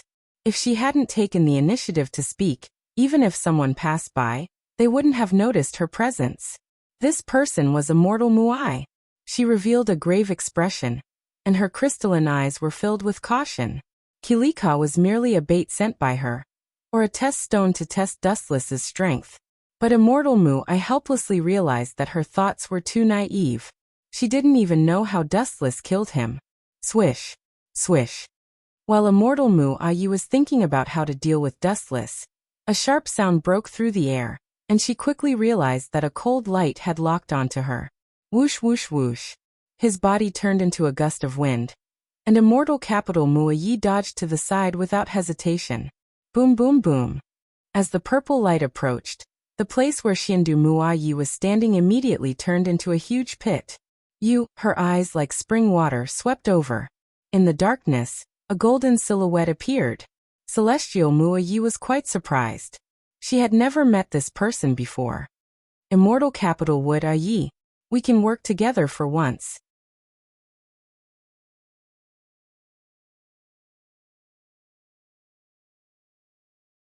Chapter 1561. Work together? Shindu Muai opened her mouth and let out an ear-piercing laugh. Her eyes were filled with anger and hostility. Her killing intent locked onto the invading blonde man. Vatler. She stared at the blonde man for a while, and found that he was not hostile towards her. Shindu Muai felt strange, but she retracted her anger. "Work together with you? What a joke. What's the difference between that and setting myself on fire?" Shindu Muai asked coldly. "You're different from Dustless. Compared to him, I think you're more dangerous." "I'm more dangerous than him?" Hearing this, Vatler's face was filled with interest and surprise. He always thought he was not as good as Dustless. Vatler asked curiously, "Why don't you tell me?" "Are you sure you want to hear?" Her beautiful purple eyes flashed with ridicule. Immortal Wood Ai's beautiful voice was like the sound of nature. At this moment, there was only ridicule left. Of course. Vatler nodded. I also want to hear how I'm better than him. To be honest, I've always thought I'm not as good as him. Xiandu had to be direct. You're more cunning than him. You're a smiling tiger. You can turn hostile at any time. You. Vatler's mouth twitched. Was that a compliment? Bullshit. It was a blatant mockery, mocking Vatler's moodiness. All in all, that guy is my enemy and your enemy. Do you have the confidence to fight him alone? Vatler asked. By the way, I forgot to tell you that guy has a bunch of beautiful subordinates. Your daughter, Xiandu seems to have joined the fight against you. Okay, let's work together this time. Left with no choice, Xiandu could only agree to this unreliable alliance. After all, what Vatler said was the truth. I extracted information about the Book of Darkness from Natsuki's memories. I can use this chance to test it and use it as a trump card against Dustless. In the brightly lit room, Dustless and the others finally returned home. Jijua Shelley and Kajisaka Sayaka had been waiting for him for a long time. Of course, there was also a special and unexpected person, Xiao Nagisa, Koju's biological sister. This fellow's consciousness should be Daybreak Nagisa. Aurora seems to still be in a deep slumber. After discovering that this guy wouldn't go berserk, Dustless felt relieved. In such a narrow space, although it wouldn't be a big deal if Aurora were to cause trouble, Dustless wouldn't be able to escape unscathed. Is something the matter, Miss Nagisa? After they entered the room, Dustless lazily laid on the sofa and casually said, Your brother, Koju, is in big trouble. Boom boom boom. Dustless's words were even more effective than an elixir. The moment he finished his sentence, Xiao Nagsha's entire body emitted a vast amount of cold energy. The entire living room was instantly covered in ice and snow. Ah, how terrifying. Dustless pretended to be afraid and continued to provoke her. Koju was captured by Vatler. I don't think I need to explain it to you. Agurola. There was no doubt that Aurora's consciousness had taken over this body. Your information is very useful. I will remember your kindness this time. After saying this, Don Nagisa's body condensed into ice and left.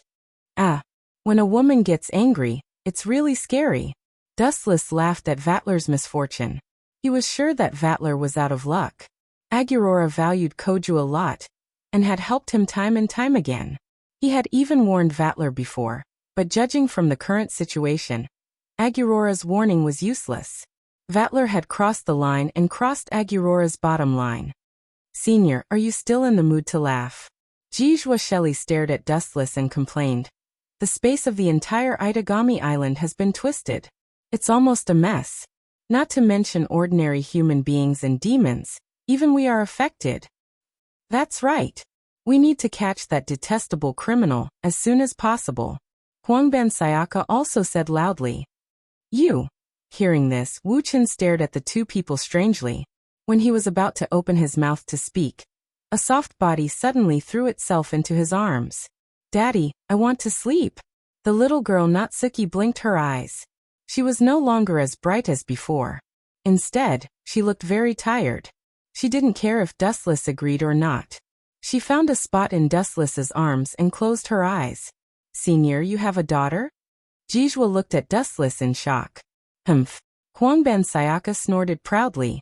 She curled her lips and said disdainfully, I told you staying under the same roof with this guy will make you pregnant. It's normal to have a child. You two misunderstood.